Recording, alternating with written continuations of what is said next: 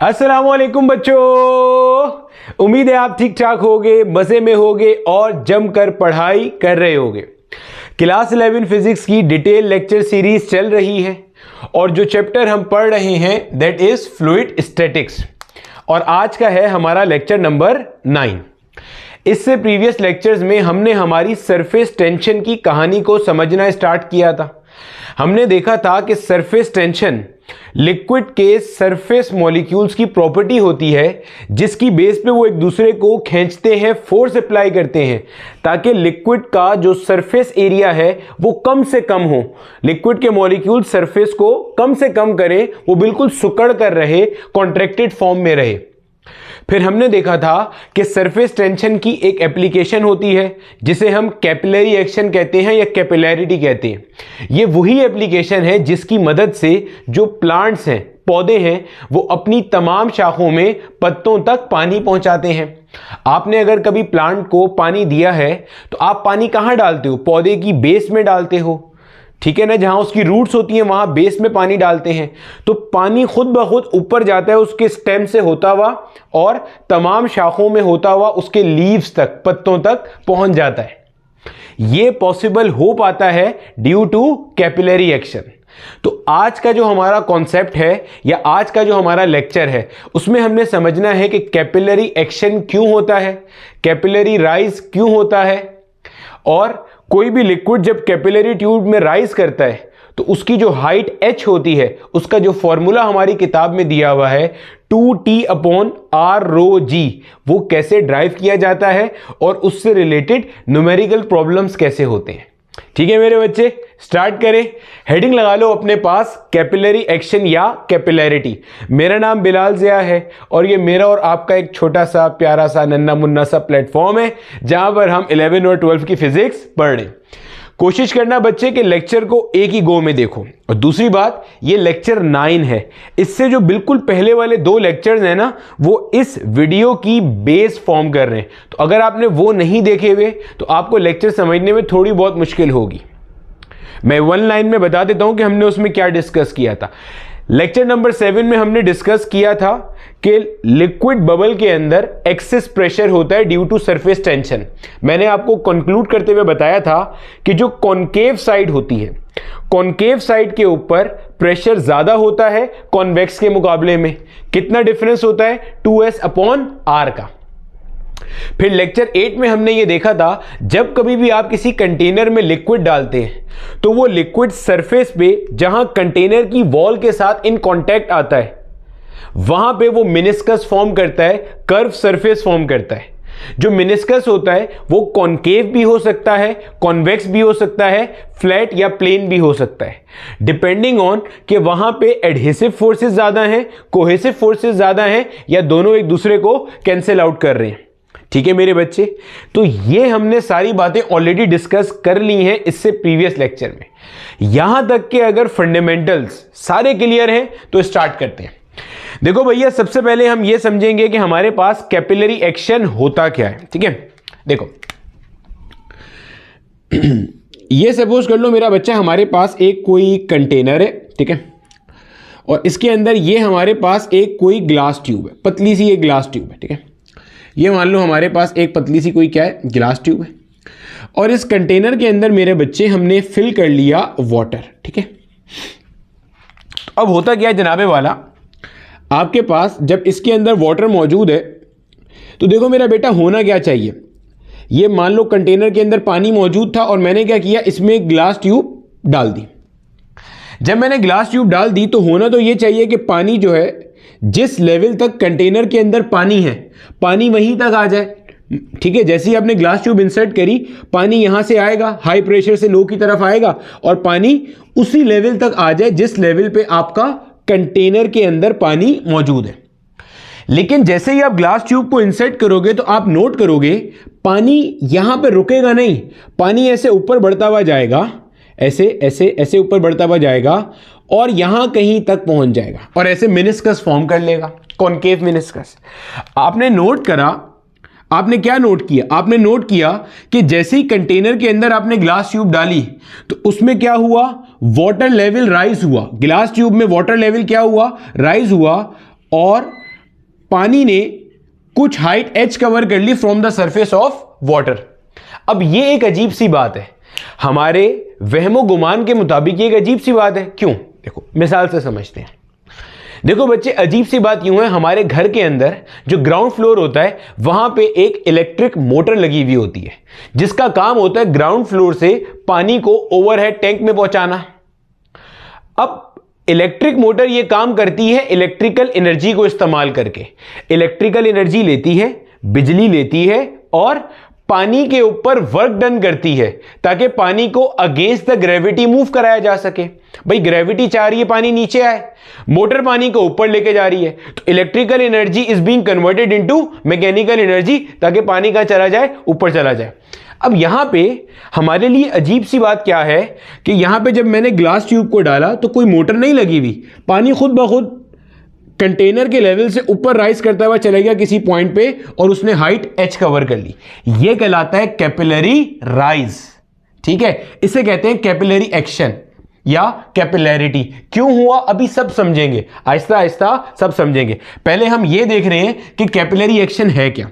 Similarly अगर मिसाल के तौर पे मान लो ये मेरे पास कंटेनर है बच्चे, ये मान लो मेरे पास वापस ग्लास ट्यूब आ गई और अब की बार मैंने कंटेनर में भरा हुआ है मरकरी। ठीक है, ये मेरे पास ग्लास ट्यूब है, ये मेरे पास ग्लास ट्यूब है पतली सी। ये भी देखेंगे कि ग्लास ट्यूब को ये बारीक करने से या ग्लास ट्यूब को डाया बढ़ाने से, साइज बड़ा करने से, मोटा करने से या पतला करने से क्या फर्क पड़ता है, ये भी देखेंगे अभी। मान लो बच्चे अब की बार मेरे कंटेनर में मौजूद है मरकरी मौजूद है। ठीक है, वाटर नहीं है, अब क्या मौजूद है? अब मेरे पास इसके अंदर मरकरी मौजूद है। तो भाई साहब अब ये देखा गया, ये ग्लास ट्यूब को थोड़ा नीचे तक ले आते हैं। अब ये देखा गया कि जो मरकरी था वो बजाय लेवल पे आने के या लेवल से ऊपर जाने के, जब मरकरी को देखा गया तो मरकरी जो है वो यहां कहीं पे आ गया। मरकरी इस पॉइंट पे कहीं था, यहां कहीं पे। जब आपने वाटर के अंदर ग्लास ट्यूब इंसर्ट किया तो वाटर लेवल पे नहीं रुका, लेवल से कहीं ऊपर चला गया और कुछ हाइट h कवर कर ली। जब ग्लास ट्यूब को यहां इंसर्ट किया मरकरी फिल्ड कंटेनर में तो ना वो लेवल पे आया ना वो लेवल से ऊपर आया, बल्कि वो लेवल से कहीं नीचे आया हुआ है रेस्ट पे। ये कॉनकेव मेनिस्कस बना रहा है, ये कॉन्वेक्स मेनिस्कस बना रहा है। तो आपने क्या समझा कैपिलरी एक्शन है क्या? आपने एक लिक्विड फिल्ड कंटेनर के अंदर एक ग्लास ट्यूब इंसर्ट करी, एक कैपिलरी ट्यूब इंसर्ट करी, उसके अंदर ये जो ऑटोमेटिकली लिक्विड राइज कर रहा है या ऑटोमेटिकली लिक्विड फॉल कर रहा है, इस फिनोमिना को अपन लोग कहते हैं कैपिलरी एक्शन या कैपिलैरिटी या कैपिलरी राइज या कैपिलरी फॉल। समझ आ गया भैया? अब समझते हैं कि भाई साहब ये काम हमारे पास हो क्यों रहा था इन एक्चुअल। ठीक है, चलो अब समझते हैं। अच्छा, इस पे जाने से पहले कुछ चंद एक बेसिक सी बातें जो हम लोग फ्लूइड स्टैटिक्स के प्रीवियस लेक्चर्स में पढ़ के आए हैं। पहले दूसरे लेक्चर में ये सारी बातें पढ़ी थी।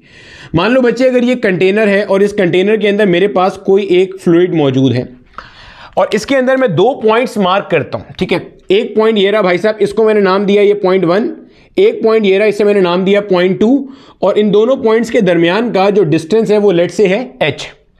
अगर मैं आपसे कहता हूं पॉइंट 1 के ऊपर प्रेशर P1 है, पॉइंट 2 पे प्रेशर P2 है, आपने ये बताना है किस पॉइंट का प्रेशर ज्यादा है और किस पॉइंट का प्रेशर कम है। तो क्या ख्याल है, किस पॉइंट का प्रेशर ज्यादा है? आप बोलोगे सर आपने लेक्चर नंबर 1 में हमें ये बात बताई थी कि जब हम ऊपर से नीचे आएंगे तो प्रेशर बढ़ता है। लिक्विड में जब नीचे आते हैं, डिस्टेंस कवर कर रहे होते हैं डाउनवर्ड साइड पे, तो प्रेशर क्या होता है? बढ़ता है। यानी कि P2 is greater than P1।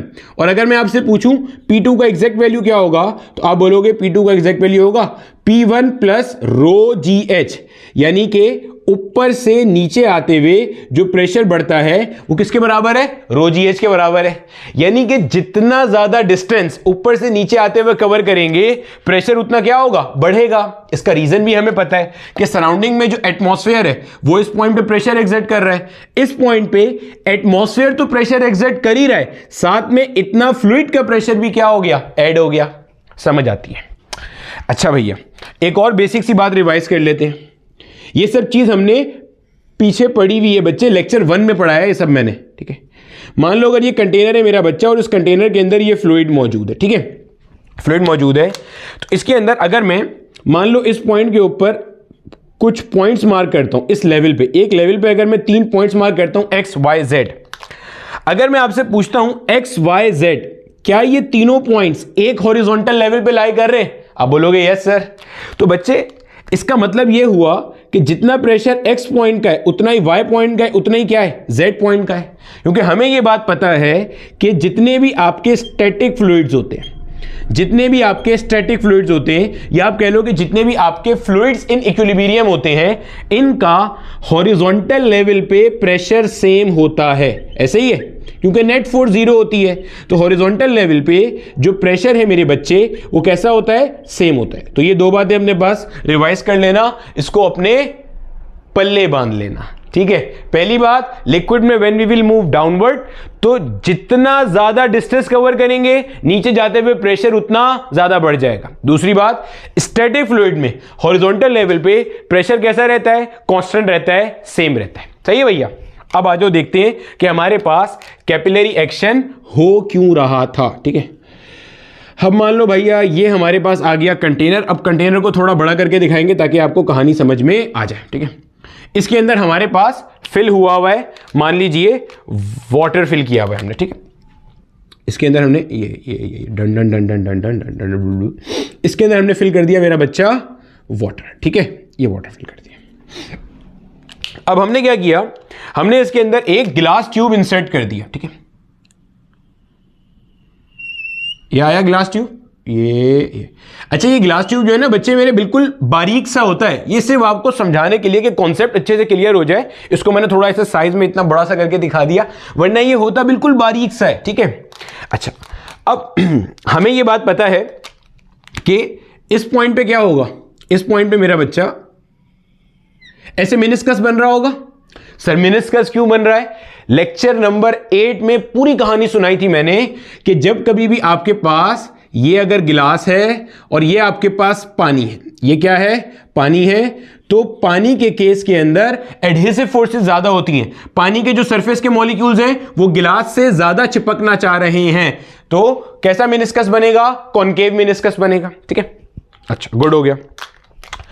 अच्छा, अब अगर मैं आपसे बोलता हूं कि बच्चे मुझे इस पॉइंट पे प्रेशर बताओ, ये जो पॉइंट मार्क किया है इस पॉइंट पे मुझे बताओ प्रेशर इन पॉइंट्स पे, तो भाई साहब पॉइंट पे प्रेशर होगा P नॉट, यहां पे भी प्रेशर क्या होगा, P नॉट, यहां पे भी प्रेशर क्या होगा, P नॉट होगा। क्यों भाई? क्योंकि ये आगे सारी जगह जो है वो एटमॉस्फेयर को एक्सपोज है। मुझे पता है आपके जहन में ये बात आ रही होगी कि सर अभी आपने बताया था कि जब हम कैपिलरी ट्यूब को डालेंगे तो पानी यहां लेवल पे नहीं रुकेगा, पानी तो ऊपर जाएगा। मुझे पता है अभी जाएगा पानी, यही मैं आपको समझा रहा हूं कि पानी ऊपर क्यों जाएगा, इसलिए मैंने फिलहाल पानी को यहां पे रोका है। वो जो अभी पीछे बात बताई वो बिल्कुल सही है भाई, 100% दुरुस्त बात है। जैसे ही कैपिलरी ट्यूब को डालेंगे पानी लेवल पे रुकने के बजाय ऊपर जाएगा। मरकरी में डिप करेंगे तो ये पानी लेवल पे आने के बजाय, मरकरी लेवल पे आने के बजाय नीचे आ जाएगा। ठीक है, चल रहे हैं उसके ऊपर। अच्छा, इससे एक और बात जरा रिवाइज करूं जो हमने अपने प्रीवियस लेक्चर में पढ़ी थी। ये अगर मेरे पास यहां पे इस तरह का मेनिस्कस बन रहा होता था, कॉनकेव मेनिस्कस, तो इसमें अगर मैं आपसे पूछता हूं बताओ कौन सी साइड कॉनकेव, कौन सी साइड कॉन्वेक्स, तो बच्चे ये वाली साइड हमारी हुआ करती थी कॉनकेव, पढ़ाया था ऐसे। ये वाली साइड कौन सी थी, कॉनकेव, तो बच्चे ये साइड क्या हो गई, कॉनकेव। ये नीचे वाली साइड कौन सी हो गई मेरे बच्चे, कॉन्वेक्स साइड हो गई। हमने ये बात पढ़ी थी कॉनकेव साइड का प्रेशर ज्यादा होता है कॉन्वेक्स के मुकाबले में। हमने ये बात देखी थी कि हमारे पास प्रेशर जो कॉनकेव का होता है वो कैसा होता है, ज्यादा होता है। किसके मुकाबले में, प्रेशर ऑफ कॉन्वेक्स के मुकाबले में। इसको हमने यूं भी देखा था कि इन दोनों के दरमियान का जो प्रेशर डिफरेंस होता है वो 2s/r के बराबर होता है। कॉनकेव का प्रेशर ज्यादा किसके मुकाबले में, कॉन्वेक्स के मुकाबले में। कितना ज्यादा होता है, 2s/r। अच्छा, यहां पे हमें यह बात पता है pressure of concave minus pressure of convex is 2s/r। ये चीज हमने पढ़ी हुई है, देखी हुई है, समझी हुई है। ठीक है, अब बच्चे अगर मैं कहता हूं कि इस पॉइंट का प्रेशर है P नॉट और मुझे इस पॉइंट का प्रेशर बताना है, तो इस इक्वेशन की मदद से मैं ये वाला प्रेशर निकाल सकता हूं। देखो ये कॉनकेव साइड है ना मेरा बच्चा, ये कॉनकेव साइड है ऊपर वाली, ये ऐसे ये ऐसे ये ऐसे, ठीक है, कॉनकेव। पीछे वाली कौन सी है, कॉन्वेक्स है। अगर मुझे इस साइड का प्रेशर निकालना है तो देखो यहां से देखो, प्रेशर ऑफ कॉनकेव की जगह आ गया पी नॉट, क्योंकि कॉनकेव साइड का प्रेशर क्या है, पी नॉट है। इधर का प्रेशर मुझे निकालना है, माइनस यह आ गया। प्रेशर ऑफ कॉन्वेक्स को मैंने क्वेश्चन मार्क कह दिया। ये किसके बराबर आ रहा है, 2s अपॉन आर के बराबर। जब 2s अपॉन आर वहां जाएगा और क्वेश्चन मार्क वहां जाएगा तो ये क्या बन जाएगा, पी नॉट माइनस का 2s upon R is the pressure of convex. हाँ है ना, यानी कि बच्चे इधर का प्रेशर कितना आ रहा है मेरे पास, पी नॉट माइनस का 2s अपॉन आर। देखो आहिस्ता आहिस्ता फिर समझो बच्चे, जब ये मिनिस्कस बन रहा है, ऊपर वाली साइड कॉनकेव, नीचे वाली साइड कॉन्वेक्स, हमें पता है कॉनकेव साइड का प्रेशर ज्यादा होता है। अरे भैया, हमने जब लिक्विड ड्रॉप का केस पढ़ा था, हमने देखा था ये एक लिक्विड ड्रॉप है, हमने देखा था लिक्विड ड्रॉप पे एक एक्सटर्नल प्रेशर अप्लाई हो रहा है, हमने कहा था एक इंटरनल प्रेशर है। तो हमने ये बात की थी लेक्चर नंबर 7 में कि इंटरनल प्रेशर ज्यादा होगा एक्सटर्नल प्रेशर के मुकाबले में। क्यों? क्योंकि इंटरनल प्रेशर को दो चीजों को हैंडल करना है, दो फोर्सेस को हैंडल करना है। एक तो एटमॉस्फेयर इसे दबाना चाह रहा है, एटमॉस्फेयर इसको बर्स्ट करना चाह रहा है। दूसरा, अंदर आपके पास ये सरफेस टेंशन वाली भी फोर्सेस हैं जो क्या करनी चाह रही हैं, इस लिक्विड का सरफेस एरिया मिनिमाइज करना चाह रही हैं। तो इंटरनल प्रेशर को दो चीजों को हैंडल करना है, सरफेस टेंशन वाली फोर्सेस को भी और एक्सटर्नल प्रेशर्स को भी। एक्सटर्नल प्रेशर से भी तो फोर्स कैलकुलेट कर सकते हैं, तो इसको दो तरफ की फोर्सेस का मुकाबला करना है। तो इंटरनल प्रेशर ज्यादा होगा किसके मुकाबले में, एक्सटर्नल प्रेशर के मुकाबले में। तो ये देखो ना भैया, ये वाली साइड देखो अब जरा, इंटरनल को भूल जाओ अब ये वाली साइड देखो, ये कौन सी है, कॉनकेव साइड, ये कौन सी है, कॉन्वेक्स साइड। तो कॉनकेव प्रेशर ज्यादा है किसके मुकाबले में, कॉन्वेक्स के मुकाबले में। समझ आती है? तो ये हो गया, ये कॉनकेव है, ये कॉन्वेक्स है। कितना ज्यादा होगा, 2s अपॉन आर। अगर ये पी नॉट है तो ये इससे 2s अपॉन आर कम होगा, ये हो गया P naught minus 2s upon are.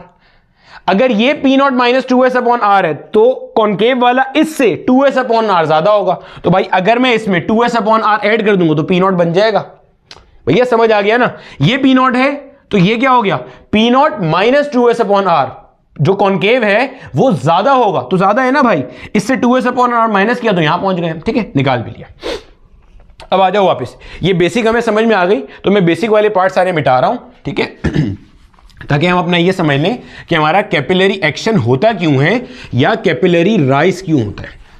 अच्छा, अब हमारे पास हमें ये नजर आ रहा है भाई, एक कंटेनर था, इस कंटेनर के अंदर हमने क्या करा, ऐसे पानी रखा हुआ था और इसमें ग्लास ट्यूब डाल दी। अब मेरे बच्चे यहां पे pressure P naught, pressure P naught, pressure P not, क्योंकि ये एटमॉस्फेयर को एक्सपोज हुआ है। अगर मैं यहां पे ऐसे इस पॉइंट से थोड़ा सा नीचे एक पॉइंट लूं और यहां पे एक रेड कलर की लाइन ड्रॉ कर दूं, ये सिर्फ एक रेफरेंस लाइन है समझाने के लिए। अगर मैं आपसे पूछता हूं मेरे बच्चे कि इस पॉइंट का प्रेशर कितना है, तो आप बोलोगे पी नॉट। क्यों? क्योंकि ये लाइन इससे जस्ट नीचे है। देखो आपके जहन में ये आ रहा होगा, सर हमने तो डिस्टेंस कुछ कवर कर लिया तो इस पॉइंट पे प्रेशर बढ़ जाना चाहिए, एग्रीड, लेकिन ये बहुत नेग्लिजिबल है, बहुत थोड़ा सा डिस्टेंस है। इसके जस्ट नीचे समझ लो मैंने एक लाइन ड्रॉ करी है, इसके भी जस्ट नीचे यहां का प्रेशर कितना है, पी नॉट। लेकिन जब आप यहां की बात करते हो, अब यहां पे मिनिस्कस चेंज हो गया, ये ऊपर वाली साइड कौन सी है, कॉनकेव, नीचे वाली साइड पे कौन आ गया, कॉन्वेक्स आ गया। और आपको पता है कॉनकेव साइड का प्रेशर ज्यादा है, कॉन्वेक्स का प्रेशर कम है, तो यहां का प्रेशर क्या आ रहा है, पी नॉट माइनस का 2s अपॉन आर। बोलो इतना पॉइंट समझ आता है, हाँ या ना? देखो अब समझो, प्रेशर पी नॉट, यहां का pressure P naught minus 2s upon R. अगर हम इसको नंबरिंग करके समझ लें तो और बेहतर समझ में आएगा। थोड़ी देर के लिए मान लेते हैं कि हमारे पास पी नॉट की वैल्यू है 5 न्यूटन पर मीटर स्क्वायर और हमारे पास 2s अपॉन आर की वैल्यू है लेट्स से 2 न्यूटन पर मीटर स्क्वायर। आसान करके ले लेते हैं, ठीक है। तो भाई साहब इधर का प्रेशर 5 न्यूटन पर मीटर स्क्वायर, इधर का 5 न्यूटन पर मीटर स्क्वायर, इधर का 5 माइनस 2 3 न्यूटन पर मीटर स्क्वायर। यानी कि ये जो दरमियान वाली ये वाला जो पॉइंट है, इसका प्रेशर कम और अगल बगल का प्रेशर ज्यादा, इधर का प्रेशर भी ज्यादा, इधर का प्रेशर भी ज्यादा, इधर का प्रेशर कम।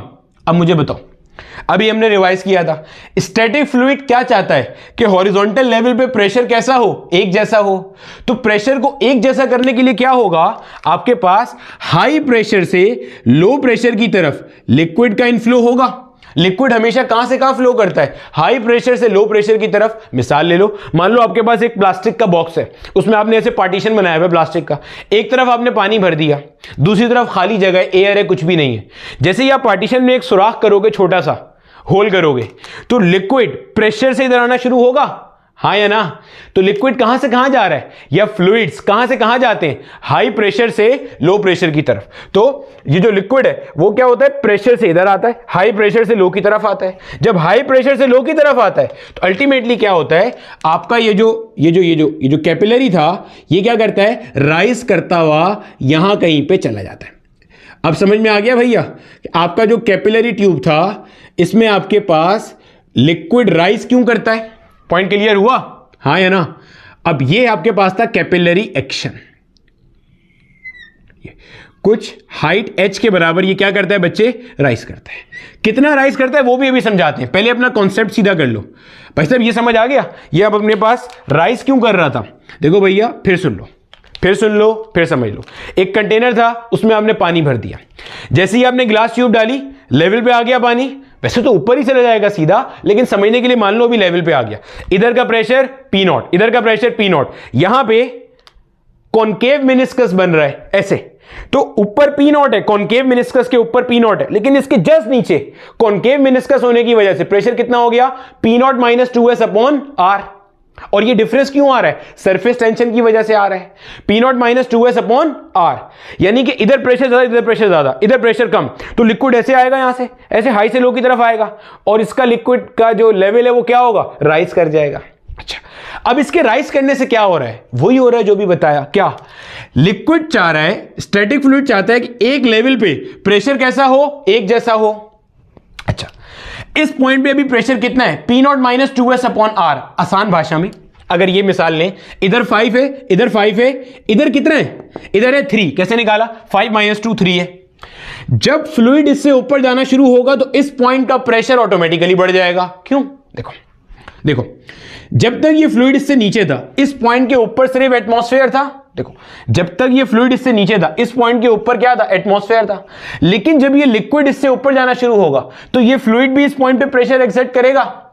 अरे भैया कॉन्सेप्ट का फील आ रहा है, देखो फिर समझा रहा हूं गौर से। देखो भाई साहब, देखो समझो। देखो ये हमारे पास ग्लास ट्यूब, देखो समझो। स्टार्ट में देखो समझो, ये मेरा बेटा हमारे पास, ये देखो यहां का प्रेशर मान लो 5, यहां का प्रेशर मान लो 5, इधर का प्रेशर इस जगह का ये बिल्कुल इस जगह का प्रेशर कितना है, 3। ये मैंने मिसाल ली हुई है समझाने के लिए ये वाली, ठीक है। हमें इतना पता है ये प्रेशर ज्यादा, ये pressure come, this is P0 minus 2S upon R। Number मैंने खुद ले लिया समझाने के लिए।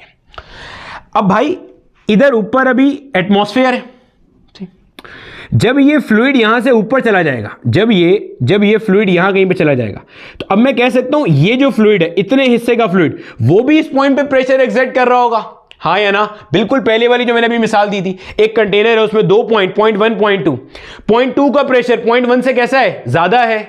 क्यों, क्योंकि फ्लूइड भी उस पॉइंट पे प्रेशर क्या कर रहा है, एक्सर्ट कर रहा है। तो अब और से सुनना जो बात बोल रहा हूं, ये लिक्विड कितना ऊपर जाएगा, ये लिक्विड इतना ऊपर जाएगा कि यहां पे जो 2S अपॉन R की वजह से प्रेशर का डिफरेंस क्रिएट हो रहा है वो खत्म हो जाए। पॉइंट गौर से सुनो क्या बोला है मैंने, ठीक है, गहरी बात कर दी। देखो प्रेशर P0, इधर का प्रेशर कितना है, P0 minus 2S upon R। Liquid क्या चाह रहा है, स्टैटिक फ्लूइड क्या चाह रहा है, हॉरिजॉन्टल लेवल पे प्रेशर हो एक जैसा। यहां पे क्या मुसीबत आई हुई है, 2S अपॉन R प्रेशर कम हुआ है। तो ये लिक्विड इतना राइज करेगा कि रो GH की वजह से 2S अपॉन R का इफेक्ट कैंसिल हो जाए। और जब ये लिक्विड राइज करेगा तो इस पॉइंट पे प्रेशर बढ़ना शुरू हो जाएगा। क्यों, जब तक ये लिक्विड राइज नहीं कर रहा था, यहां खाली जगह थी, सिर्फ एयर प्रेशर एक्सर्ट कर रही थी। जब ये लिक्विड राइज करना शुरू हुआ, अब एयर भी प्रेशर एक्सर्ट कर रही है, और ये जो एडिशनल फ्लूइड कॉलम में राइज कर रहा है वो भी इस पॉइंट पे क्या कर रहा है, प्रेशर एक्सर्ट कर रहा है। एंड लिक्विड विल राइज कब तक, जब तक कि ये जो 2S अपॉन R की वजह से प्रेशर कम हुआ है वो इसके राइज होने की वजह से मैच ना कर जाए। देखो जब लिक्विड यहां राइज करेगा तो बच्चे इस पॉइंट का प्रेशर तो बढ़ेगा ना। तो फिर समझ लो, यहां का प्रेशर मान लो है P0, इस जगह का P0, यहां का कितना है, इस जगह का है पी नॉट माइनस का 2s अपॉन आर। अगर मैं आपसे पूछता हूं, मिसाल दे रहा हूं, समझना जरा, अगर मैं आपको बोलता हूं यहां से आप h डिस्टेंस नीचे आ जाओ, यहां से h डिस्टेंस नीचे आ जाओ इस पॉइंट पे, इसका बताओ। तो भाई जब यहां से h डिस्टेंस नीचे आओगे तो इस पॉइंट का जो प्रेशर होगा वो कितना होगा, P naught minus 2s upon R. तो यहां का था, यहां का क्या हो जाएगा, प्लस का रो जी एच के फ्लूइड में ऊपर से जब नीचे आते हो तो प्रेशर क्या होता है, बढ़ता है। तो इस पॉइंट का प्रेशर लिक्विड के ऊपर जाने की वजह से क्या हो रहा है, बढ़ रहा है। तो कैपिलरी राइज का कॉन्सेप्ट क्लियर हुआ।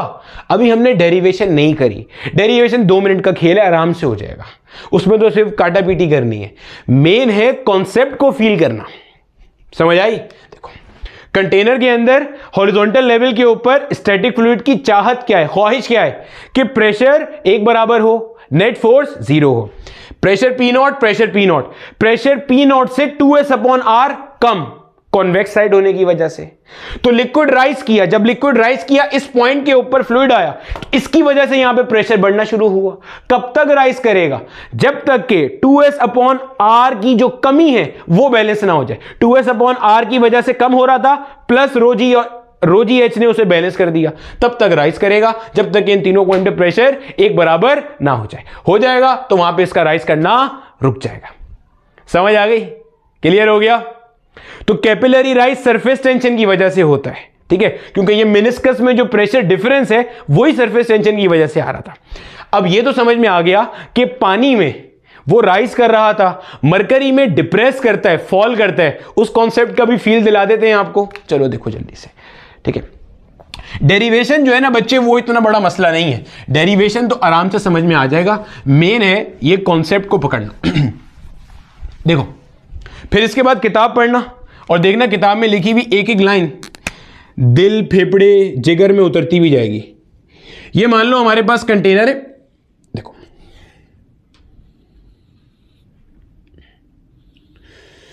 ये मान लो भैया हमारे पास क्या है, कंटेनर है, ठीक है। इस कंटेनर के अंदर अब की बार हमने क्या भर दिया भैया, मरकरी भर दिया, भर दिया भाई साहब। ये है मरकरी हमारा,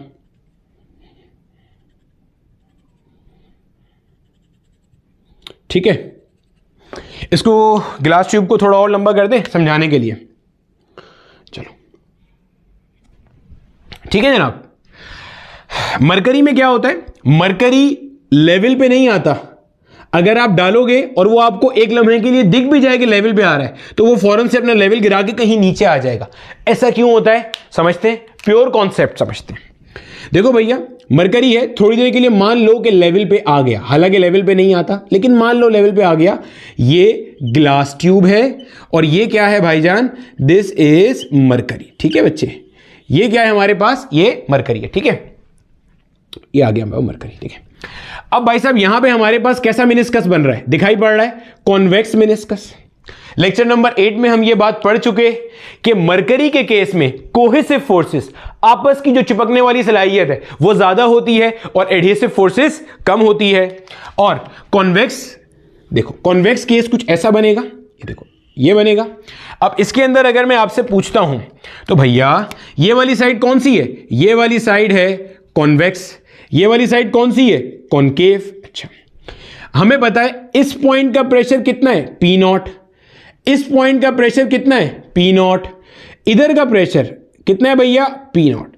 लेकिन इसके अंदर अब देखो, ये तो इससे ऊपर वाली साइड है ना। देखो ये बल्ब आ रहा है, इस बल्ब के जस्ट ऊपर वाला पॉइंट लिया भाई, तो मैंने पी नॉट जहां पे आ रहा है। अगर मैं यहां का पॉइंट लेता हूं, ये वाला पॉइंट लेता हूं, ये जो इसकी सीध में पॉइंट आ रहा है, बच्चे गौर से सुनना, ये तो मैंने यहां वाला पॉइंट लिया जहां का प्रेशर पी नॉट है, क्योंकि ये एटमॉस्फेयर को एक्सपोज है। अगर मैं इस बल्ब के जस्ट अंदर वाला पॉइंट लेता हूं तो ये कॉनकेव साइड हो गई। ये कौन सी साइड है, कॉनकेव साइड है। और हमें पता है कॉनकेव साइड का प्रेशर ज्यादा है और कॉन्वेक्स साइड का प्रेशर कम है। तो अगर ये वाला प्रेशर पी नॉट है तो कॉनकेव साइड का जो प्रेशर होगा वो होगा P not plus 2s upon R, हाँ या ना। अरे भैया कॉनकेव साइड का प्रेशर कैसा है, ज्यादा है, किसके मुकाबले में, कॉन्वेक्स के मुकाबले में। तो ऊपर से नीचे आ रहे, मतलब ये कॉन्वेक्स साइड थी तो पी नॉट था, तो यहां कितना हो गया, यहां इस जगह पे प्रेशर कितना है आपके पास, इस जगह पे बच्चे, इस जगह पे प्रेशर होगा, कहां लिखे, इस जगह पे प्रेशर होगा P not plus 2s upon R. यही लिख देते हैं भाई, थोड़ा सा छोटा सा, P not plus 2s upon R. अब मुझे बताओ स्टैटिक फ्लूइड की चाहत क्या होती है, बताओ स्टैटिक फ्लूइड की चाहत क्या होती है। स्टैटिक फ्लूइड क्या चाहता है? स्टैटिक फ्लूइड चाहता है कि हॉरिजॉन्टल लेवल पे प्रेशर कैसा रहे, सेम रहे। अच्छा, फिर क्या होगा? फिर ये होगा, देखना जरा, समझना जरा, देखो गौर से सुनो बच्चे। मान लो कि जो 2s अपॉन आर है, इस 2s अपॉन आर की वैल्यू मैंने अभी थोड़ी देर पहले कितनी ली थी? 2 न्यूटन पर मीटर स्क्वायर। ठीक है, इसका मतलब मैं ये कह सकता हूं इस पॉइंट पे अगर प्रेशर पी नॉट, इस पे प्रेशर पी नॉट, तो इस पे pressure P not plus 2 Newton पर मीटर स्क्वायर है। 2 न्यूटन पर मीटर स्क्वायर प्रेशर क्या है? ज्यादा है। अगर आप यहां से नीचे आओगे, इस पॉइंट पे प्रेशर, इस पॉइंट पे नीचे आओगे आप, इसी लाइन में यहां कहीं पे आओगे, जब कोई डिस्टेंस कवर करके आओगे, तो इस पॉइंट का प्रेशर यहां से बढ़ चुका होगा, हाँ या ना? अरे भैया देखो, अगर आप यहां पे ऐसे नीचे आओगे, इस पॉइंट पे आओगे, इस पॉइंट पे, तो इस पॉइंट का प्रेशर क्या होगा? Rho G H P not plus rho G H, यानी कि इतना तो होगा, प्लस ये वाले फ्लूइड का प्रेशर भी इस पॉइंट पे एग्जर्ट हो रहा होगा, तो बढ़ गया, हाँ या ना? तो होता क्या है मेरे बच्चे, जरा समझना गौर से। होता क्या है कि आपका जो मरकरी है, वो ऊपर से क्या होता है? वो ऊपर से नीचे आता है। वो ऊपर से नीचे कब तक आता है? गौर से सुनना। आपके मरकरी का प्रेशर इस पॉइंट पे कितना ज्यादा था? 2s अपॉन आर ज्यादा था। तो आपका मरकरी नीचे आएगा। कब तक नीचे आएगा? जब तक के अगल बगल में भी प्रेशर उतना ही ज्यादा हो जाए जितना के मरकरी का इस पॉइंट पे ज्यादा था। सही है? देखो इस पॉइंट पे मरकरी का ये जो कॉन्केव साइड थी, इसका प्रेशर कितना ज्यादा था? 2s अपॉन आर ज्यादा था। अब इसे नीचे क्यों आना पड़ा? क्योंकि हॉरिजॉन्टल लेवल के ऊपर प्रेशर तो सेम रखना है। तो अब ये तो हो नहीं सकता कि ये मजीद ऊपर जाए, क्योंकि अगर ये फ्लूइड यहां से मजीद ऊपर जाएगा तो इस पॉइंट का प्रेशर तो मजीद बढ़ जाएगा। यहां का प्रेशर ऑलरेडी ज्यादा है, तो ये क्या कर रहा है? ये नीचे आना शुरू हो गया। जब ये नीचे आ रहा है तो अगल बगल के पॉइंट्स का प्रेशर ऑटोमेटिकली बढ़ रहा है। क्यों? क्योंकि फ्लूइड में जब आप नीचे आते हो तो प्रेशर क्या होता है? बढ़ता है। कब तक नीचे आएगा? जब तक के आजू बाजू वाले पॉइंट्स का प्रेशर इसके बराबर मैच ना कर जाए। ये है भाई कैपिलरी एक्शन का कॉन्सेप्ट का फील। ठीक है, चलो इतना हिस्सा कॉपी कर लो। अब चलते हैं इसकी डेरिवेशन की तरफ। ठीक है, चलो मेरा बेटा, अब देख लेते हैं इसके अंदर हमारे पास डेरिवेशन का क्या हिसाब किताब है और किस तरह से करना है। देखो अभी हमने ये देख लिया कि ये अगर हमारे पास एक कंटेनर है और ये मान लीजिए इसके अंदर हमारे पास एक ग्लास ट्यूब हमने इंसर्ट करी, तो हमने ये चीज नोट करी कि जनाब अगर आपने इसके अंदर वाटर फिल किया हुआ था, आपने इसमें अगर वाटर फिल किया हुआ था मेरे बच्चे, तो वाटर क्या करेगा? वाटर इसमें due to capillary action rise करता हुआ जाएगा और सरफेस से कुछ ऊपर ऐसे कॉन्केव मेनिस्कस बना लेगा। ठीक है, यहाँ कहीं पे आ जाएगा और इसने यहाँ पे क्या कवर कर लिया भाईजान?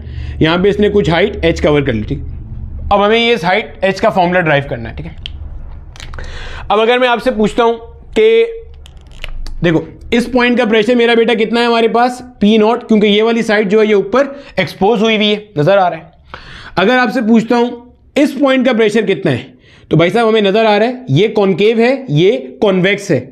कॉन्वेक्स साइड का प्रेशर कॉन्केव से कम होता है, कितना? 2s upon R. तो यहां का प्रेशर कितना हो गया? पी नॉट माइनस का 2s अपॉन आर। ठीक है, तो अगर मैं आपसे पूछता हूं बताओ भाई इस पॉइंट का प्रेशर कितना है? ये वाला पॉइंट जो है, तो भाई हमें पता है जब आप ऊपर से नीचे आओगे तो प्रेशर क्या होगा? बढ़ेगा। यानी कि अगर इस पॉइंट को x कह देते हैं तो मुझे पता है मेरा बेटा कि प्रेशर एट पॉइंट x, देखो यहां पे कितना था? P नॉट माइनस का 2s अपॉन आर। जब आप ऊपर से नीचे आ गए, इस पॉइंट तक आ गए, तो इसमें रो जी एच का फैक्टर क्या हो जाएगा? ऐड हो जाएगा।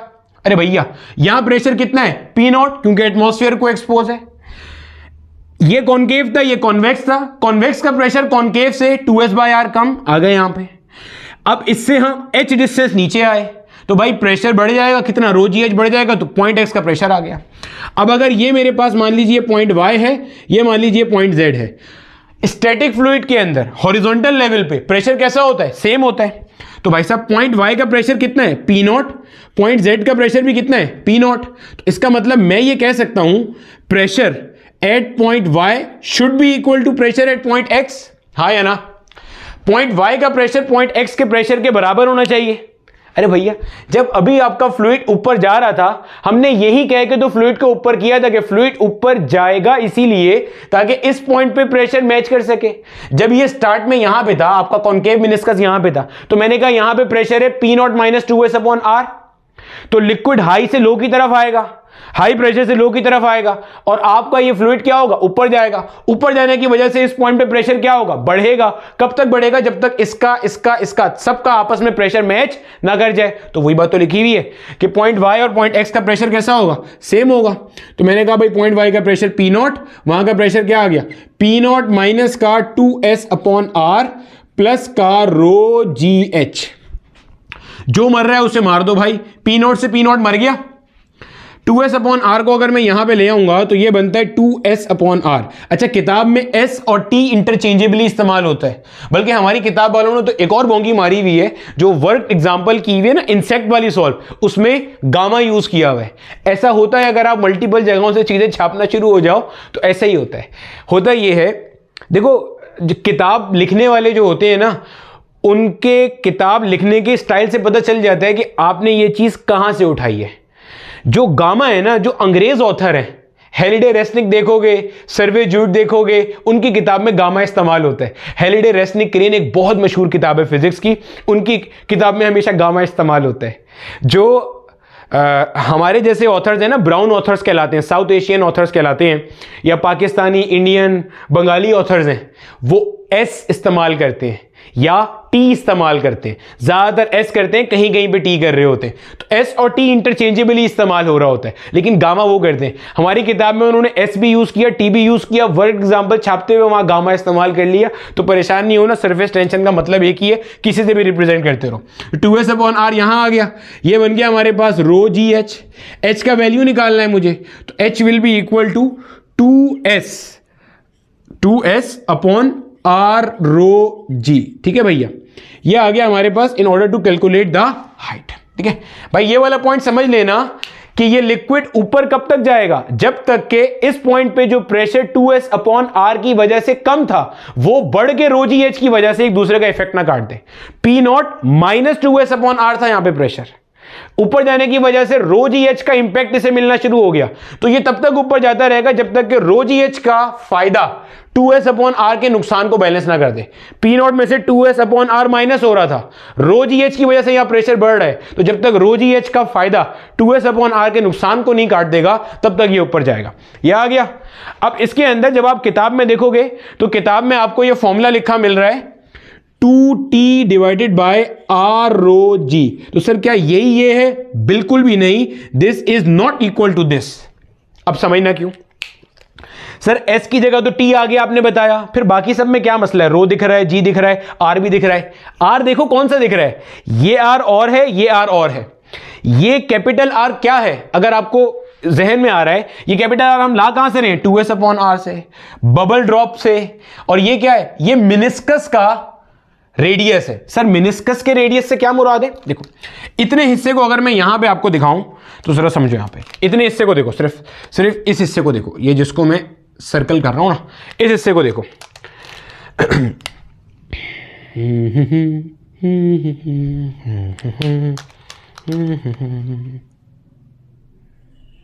ये बच्चे, अगर मैं इस मिनिस्कस को मुकम्मल कर दूं, गौर से देखो, अगर मैं इस मिनिस्कस को मुकम्मल कर दूं तो इस मिनिस्कस का जो रेडियस है, इस मिनिस्कस का जो रेडियस है वो है ये कैपिटल R, इसका रेडियस है ये। सर ये स्मॉल r क्या है? स्मॉल r ट्यूब का रेडियस है। कौन सी ट्यूब बच्चे? ये ग्लास ट्यूब। अरे भैया ये ग्लास ट्यूब, ये ग्लास ट्यूब भी तो ऐसी गोल सी होगी। ये ग्लास ट्यूब क्या है? ये भी तो गोल सी है, हाँ या ना? देखो फिर समझो, इसको मैं यहां बना के दिखा देता हूं, देखो समझो। देखो बच्चे, ये जो मिनिस्कस आपको नजर आ रहा है ना, ये जो नजर आ रहा है मिनिस्कस आपको, ये है ये चीज है, ये ऐसे, ठीक है, ये ऐसे नजर आ रहा है, सही है मेरा बच्चा। अब ये है पूरा मिनिस्कस। अब अगर इसमें मैं आपको सिर्फ ट्यूब की बात करूंगा ना मेरा बच्चा, ये है ट्यूब, ये ट्यूब है, ये ट्यूब है, और ये पूरा मिनिस्कस है। फर्क नजर आ रहा है आपको? देखो यहां पे अगर मैं R ड्रॉ कर दूं, ये है रेडियस ऑफ द मिनिस्कस, और ये होगा मेरा बच्चा, ये होगा मेरे बेटे आर, स्मॉल आर, जो ट्यूब का रेडियस है। अगर यहां देखना चाहो यहां भी देख लो, ये उसी चीज को मैंने जूम इन किया, फिर वहां भी करके दिखा देता हूं। अब हर तरफ से देखो, बस कॉन्सेप्ट क्लियर करो। ये है मेरा बच्चा हमारा ट्यूब का रेडियस। ये किसका रेडियस है? ट्यूब का रेडियस है। ये ट्यूब का रेडियस है, ये ट्यूब का रेडियस है। ये है मेरे बच्चे ट्यूब का रेडियस स्मॉल आर। ये जो है ना, ये बड़ा वाला, ये मेनिस्कस का रेडियस है। ये मेनिस्कस का रेडियस है, ये ट्यूब का रेडियस है स्मॉल आर। दोनों एक बराबर नहीं है। ये देखो, अगर आप यहां देखोगे ना, ये देख रहे हो इसको, ये जो आपके पास है ना बच्चे, इसको हटाओ यहां से ताकि कंफ्यूजन ना हो बिल्कुल भी, इसको हटाओ। ये है मेरा बेटा हमारा मेनिस्कस का रेडियस, ठीक है। ये क्या है हमारे पास? मेनिस्कस का रेडियस। ये जो होगा ना यहाँ पे, ये ट्यूब का डाया है, इसमें छोटा सा ये रेडियस होगा। ये बड़ा वाला आर जो है ना, ये क्या है हमारे पास? ये किसका रेडियस है? ये हमारे पास है मेनिस्कस का रेडियस। अब इसके और इसके दरमियान में क्या रिलेशन है वो डिफाइन करते हैं। इतना हिस्सा कॉपी करो, आगे चलते हैं। देख लो मेरा बेटा, ये मैंने वापस डायग्राम ड्रॉ कर दी।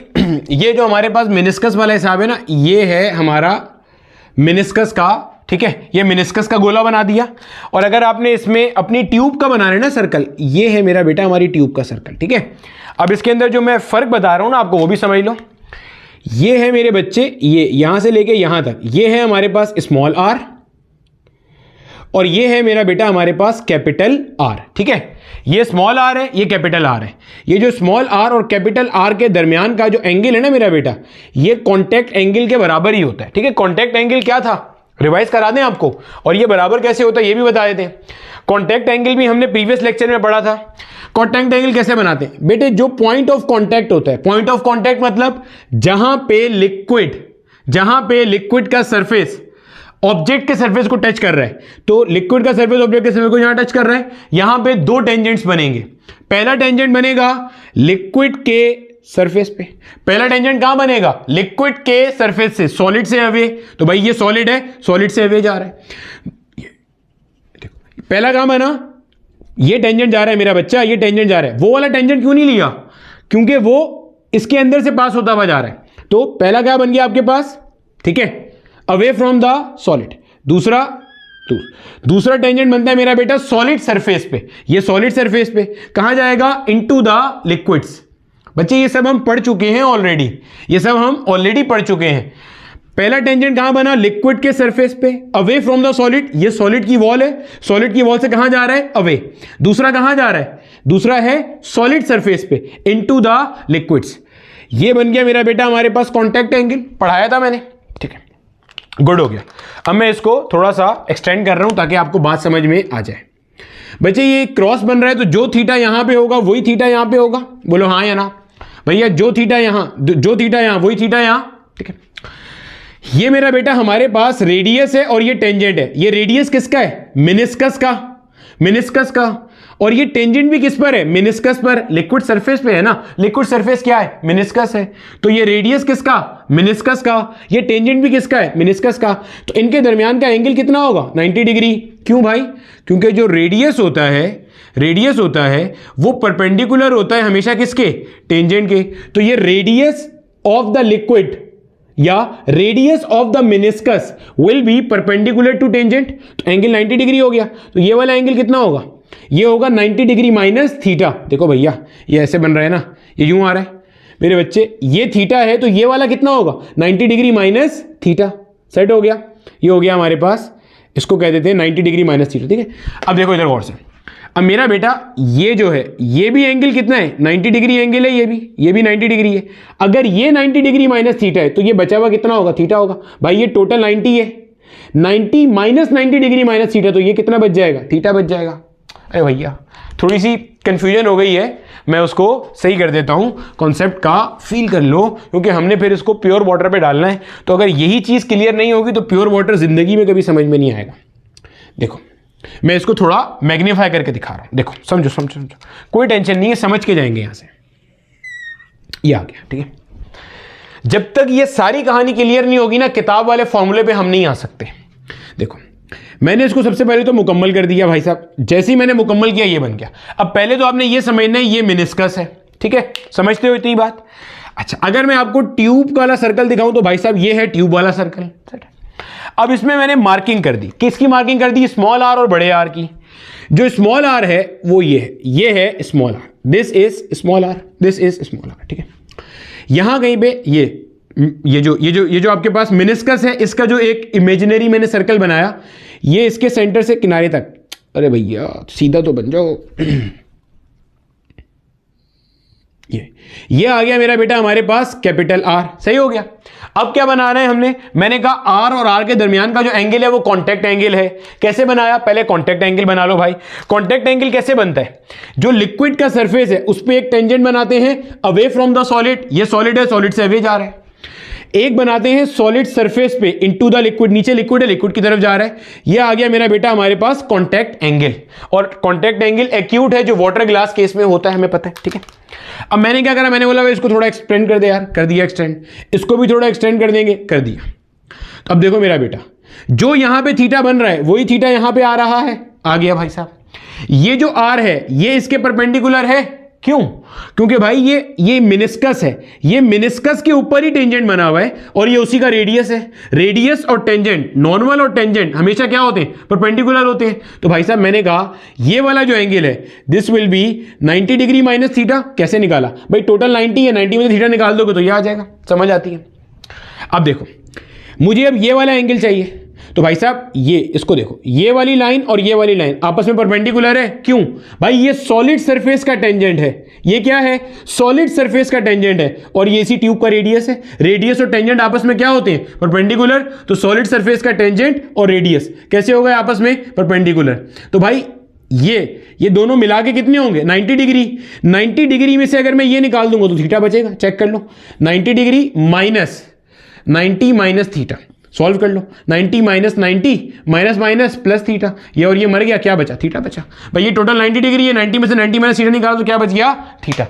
तो भाई क्या मैं बात समझा पाया कि ये वाला एंगल कितना है आपके पास, थीटा के बराबर है। समझ आती है बात की, ठीक है। तो भाई साहब ये वाला एंगल अपने पास कितना हो गया, थीटा हो गया। यानी कि अगर आप इसको यहां पे देखोगे तो ये कुछ ऐसा बन रहा है, देखोगे अगर आप इसको तो ये कुछ ऐसा बन रहा है हमारे पास। ये वाला एंगल आ गया थीटा, ये हो गया आर के बराबर, ये हो गया मेरे बच्चे स्मॉल आर के बराबर। अगर हम इसको सिंप्लीफाई करेंगे तो क्या बन जाएगा, कॉस थीटा बराबर होता है बेस अपॉन हाइपोटेन्यूस। बेस क्या है, स्मॉल आर, और हाइपोटेन्यूस क्या है, कैपिटल आर। अगर मैं इस आर को वहां ले जाऊं, कॉस थीटा को नीचे ले आऊंगा, तो capital R will be equal to R upon cos of theta. ऐसे ही है। अभी जो हमने फॉर्मूला ड्राइव किया था वो क्या था मेरे बच्चे, H equals 2S divided by R rho G. अगर मैं आर की जगह पे आर की वैल्यू पुट करता हूं तो बनेगा 2S डिवाइडेड बाय, ये आ गया R upon cos theta multiply by rho G. ये कॉस थीटा कहां आ जाएगा, ऊपर आ जाएगा। क्या बनता है, 2S cos theta divided by R rho G. ये हमारे पास जर्नल फॉर्मूला है टू कैलकुलेट द हाइट या फॉल इन कैपिलरी। सर इससे फॉल कैसे निकालेंगे बच्चे, फॉल कौन से लिक्विड करेंगे, फॉल वो लिक्विड करेंगे जो नॉन वेटिंग लिक्विड है, जिनका कॉन्वेक्स मेनिस्कस बन रहा है या जिनका contact angle greater than 90 degree है। लेक्चर 8 में मैंने आपको यह बात पढ़ाई थी कि जो कॉन्वेक्स मेनिस्कस वाले होते हैं, नॉन वेटिंग लिक्विड्स होते हैं लाइक मरकरी गिलास, उस केस में आपके पास जो कॉन्टैक्ट एंगल होता है वो 90 से बड़ा होता है। भाई ये बात पढ़ाई थी ना। जो कॉन्वेक्स मेनिस्कस बनता है उसके केस में थीटा क्या होता है, ग्रेटर देन 90 डिग्री। जो आपके पास कॉन्केव मेनिस्कस बन रहा है वाटर गिलास वाला, उस केस में थीटा क्या होता है, less than 90 degree, acute angle होता है। अब यहां से देखो, समझना जरा, ये जो आपके पास जो कॉन्केव मेनिस्कस बना रहे हैं इसमें लेवल ऊपर जाएगा, जो कॉन्वेक्स मेनिस्कस बना रहे हैं इसमें लेवल नीचे आएगा, जैसे मैंने स्टार्ट में मरकरी ग्लास का बताया था। अब यहां देखो कॉस थीटा, एच किस पे डिपेंड कर रहा है, कॉस थीटा पे डिपेंड कर रहा है। एच किस पे डिपेंड कर रहा है, कॉस थीटा पे डिपेंड कर रहा है। जब आपके पास थीटा लेस देन 90 डिग्री होगा, थीटा लेस देन 90 डिग्री का मतलब पहला क्वाड्रेंट, पहले क्वाड्रेंट में कॉस थीटा होता है पॉजिटिव, तो इसका मतलब एच कैसा आएगा, पॉजिटिव। एच कैसा आ रहा है, पॉजिटिव। एच पॉजिटिव ये बता रहा है कि जो लिक्विड है वो अपने लेवल से कहां गया है, ऊपर गया है। Theta greater than 90 degree convex meniscus में हमने ये बड़ी वो डिप्रेस करेंगे लिक्विड, नीचे जाएंगे। जब नीचे जाएंगे देखो यहां पे थीटा ग्रेटर देन 90 डिग्री जब मैं पुट करूंगा, cos greater than 90 degree, second quadrant, जो सेकंड क्वाड्रेंट होगा उसके अंदर आपके पास कॉस थीटा कैसा होता है, नेगेटिव होता है। सेकंड क्वाड्रेंट के अंदर, तो H कैसा आएगा आपके पास, नेगेटिव आएगा। कॉन्वेक्स मेनिस्कस के केस में जैसे मरकरी में आ रहा था वो नीचे जा रहा है, H नेगेटिव का मतलब क्या है, जो लेवल है कंटेनर का, आपका फ्लूइड उससे कहां जा रहा है, नीचे जा रहा है। समझ आ गई बात की यहां तक, ये था। ठीक है सर, हमने फॉर्मूला तो ड्राइव कर लिया, किताब वाला फॉर्मूला भी यही है, 2b है, यहां पे s की जगह t है, आपकी बात मान ली हमने, r रो g। ये cos थीटा क्यों आ रहा है, cos थीटा तो नहीं है किताब में। अब किताब वालों ने इसका स्पेशल केस लिखा हुआ है वहां पे। अब देख रहे हो कितनी लंबी करनी पड़ रही है वो फॉर्मूला समझाने के लिए, किताब वाले इसके स्पेशल केस पे गए हैं। अब चलते हैं कि ये cos थीटा को हटाया कैसे, इतना हिस्सा कॉपी करो, आगे चलते हैं। अब देखो मेरा बेटा, मैं आपके सामने जो है ना वो कुछ ड्रॉ कर रहा हूं, उससे आपने कंक्लूजन निकालना है।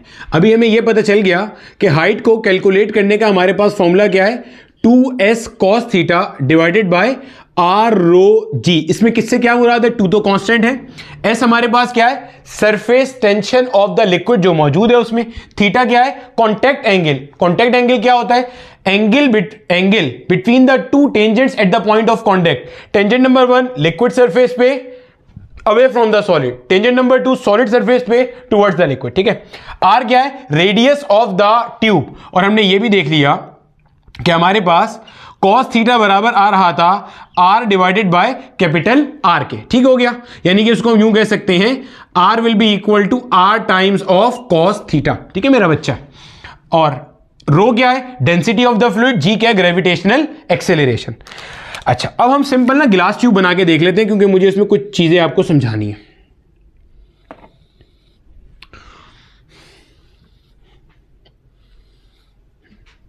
देखो समझो,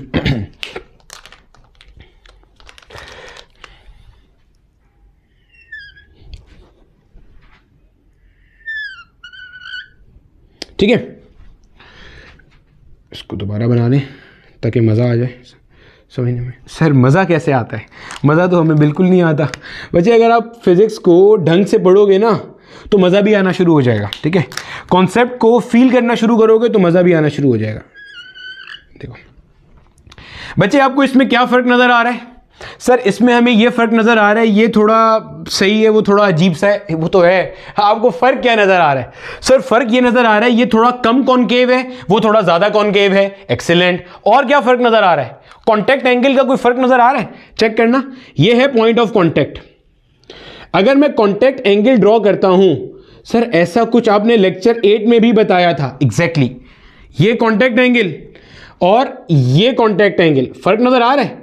यस सर, इसका कॉन्टैक्ट एंगल पहले के मुकाबले में क्या हो गया, कम हो गया। देख रहे हो, कॉन्टैक्ट एंगल कम हो गया। अच्छा, अब जरा देखना यहां पे, जब ये कॉन्टैक्ट एंगल कम हो जाएगा तो मेरे बच्चे होता क्या है, मैं आपको यहां पे कुछ विजुअलाइज कराना चाह रहा हूं। अगर आप विजुअलाइज कर लोगे तो अच्छे से समझ में आ जाएगा। ये देखो,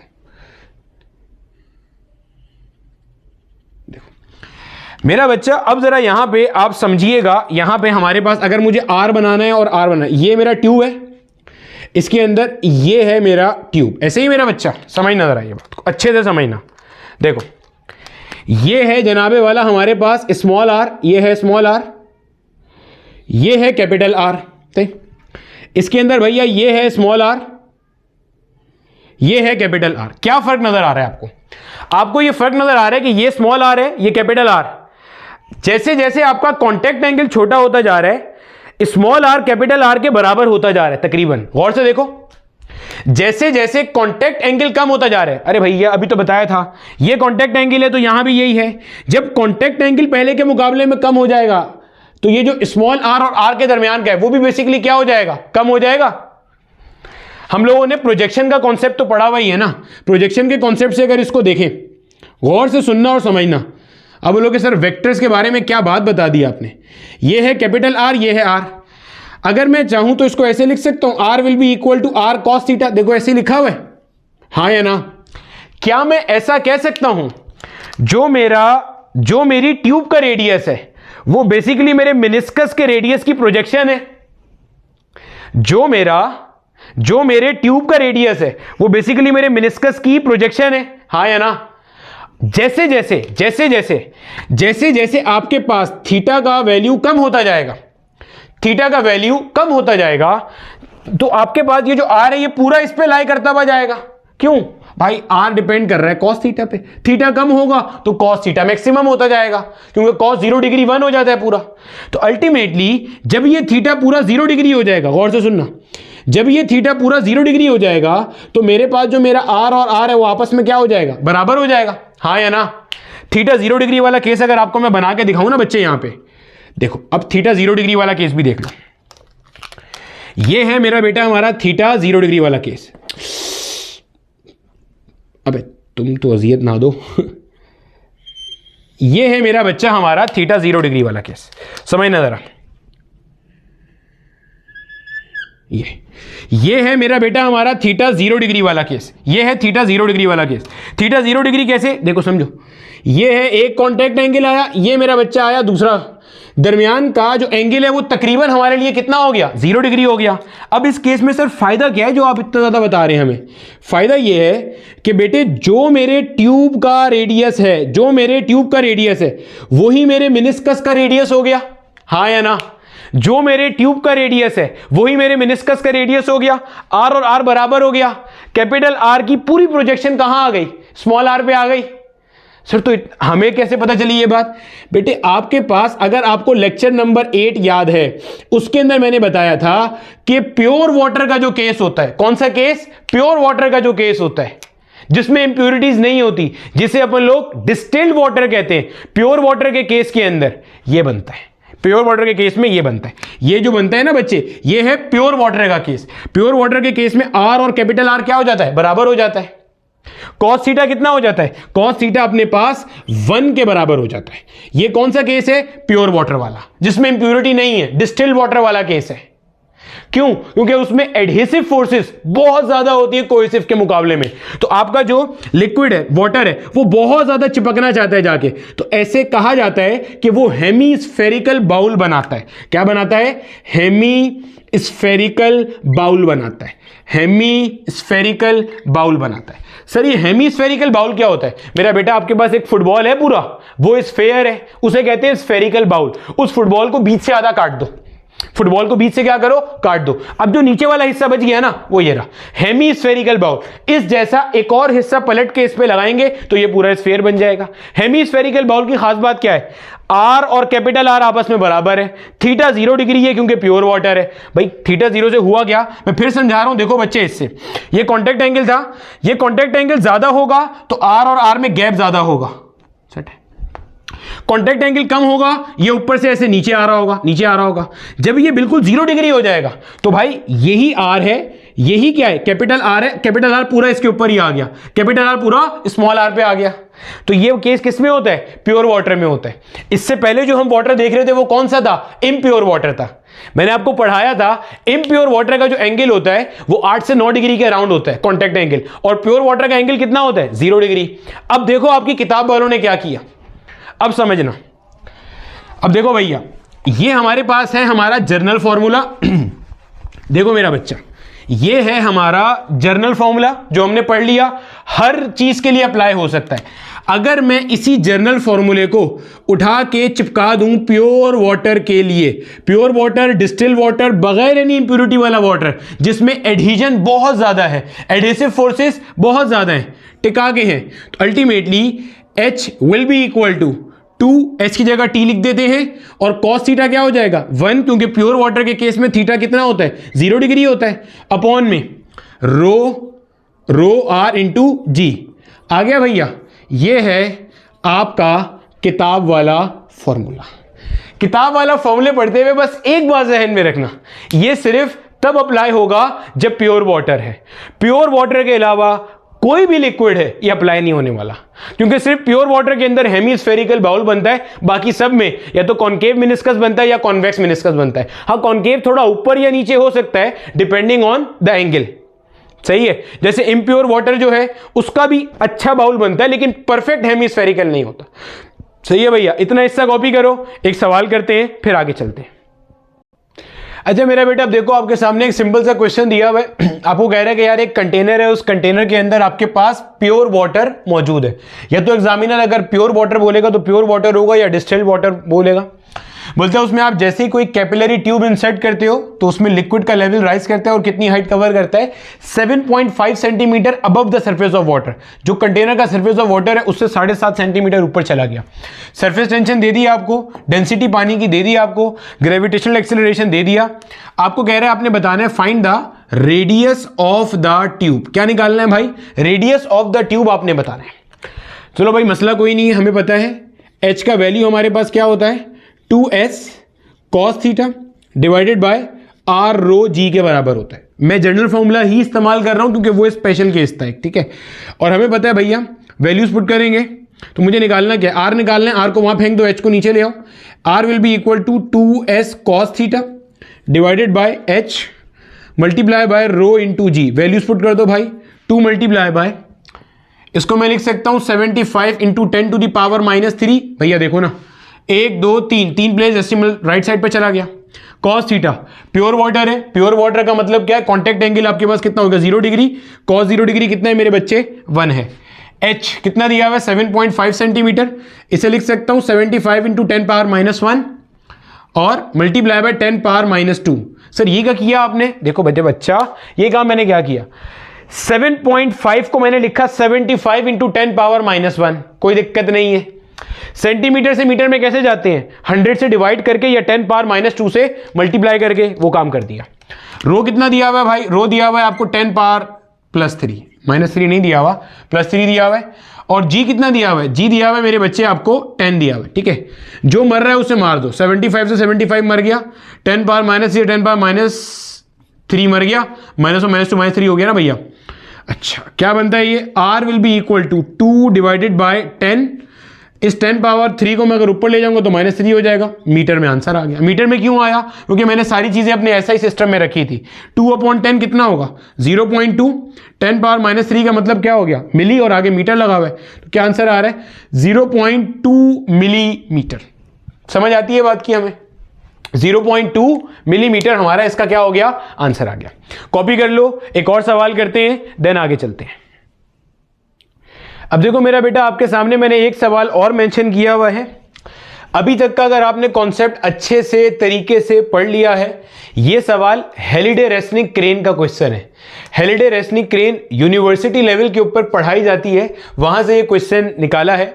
कहता क्या है, एक कैपिलरी ट्यूब है, उसका रेडियस दिया हुआ है 0.5 mm, जो अंदर लिक्विड फिल हुआ हुआ है उसका सरफेस टेंशन दिया हुआ है 0.075 न्यूटन पर मीटर।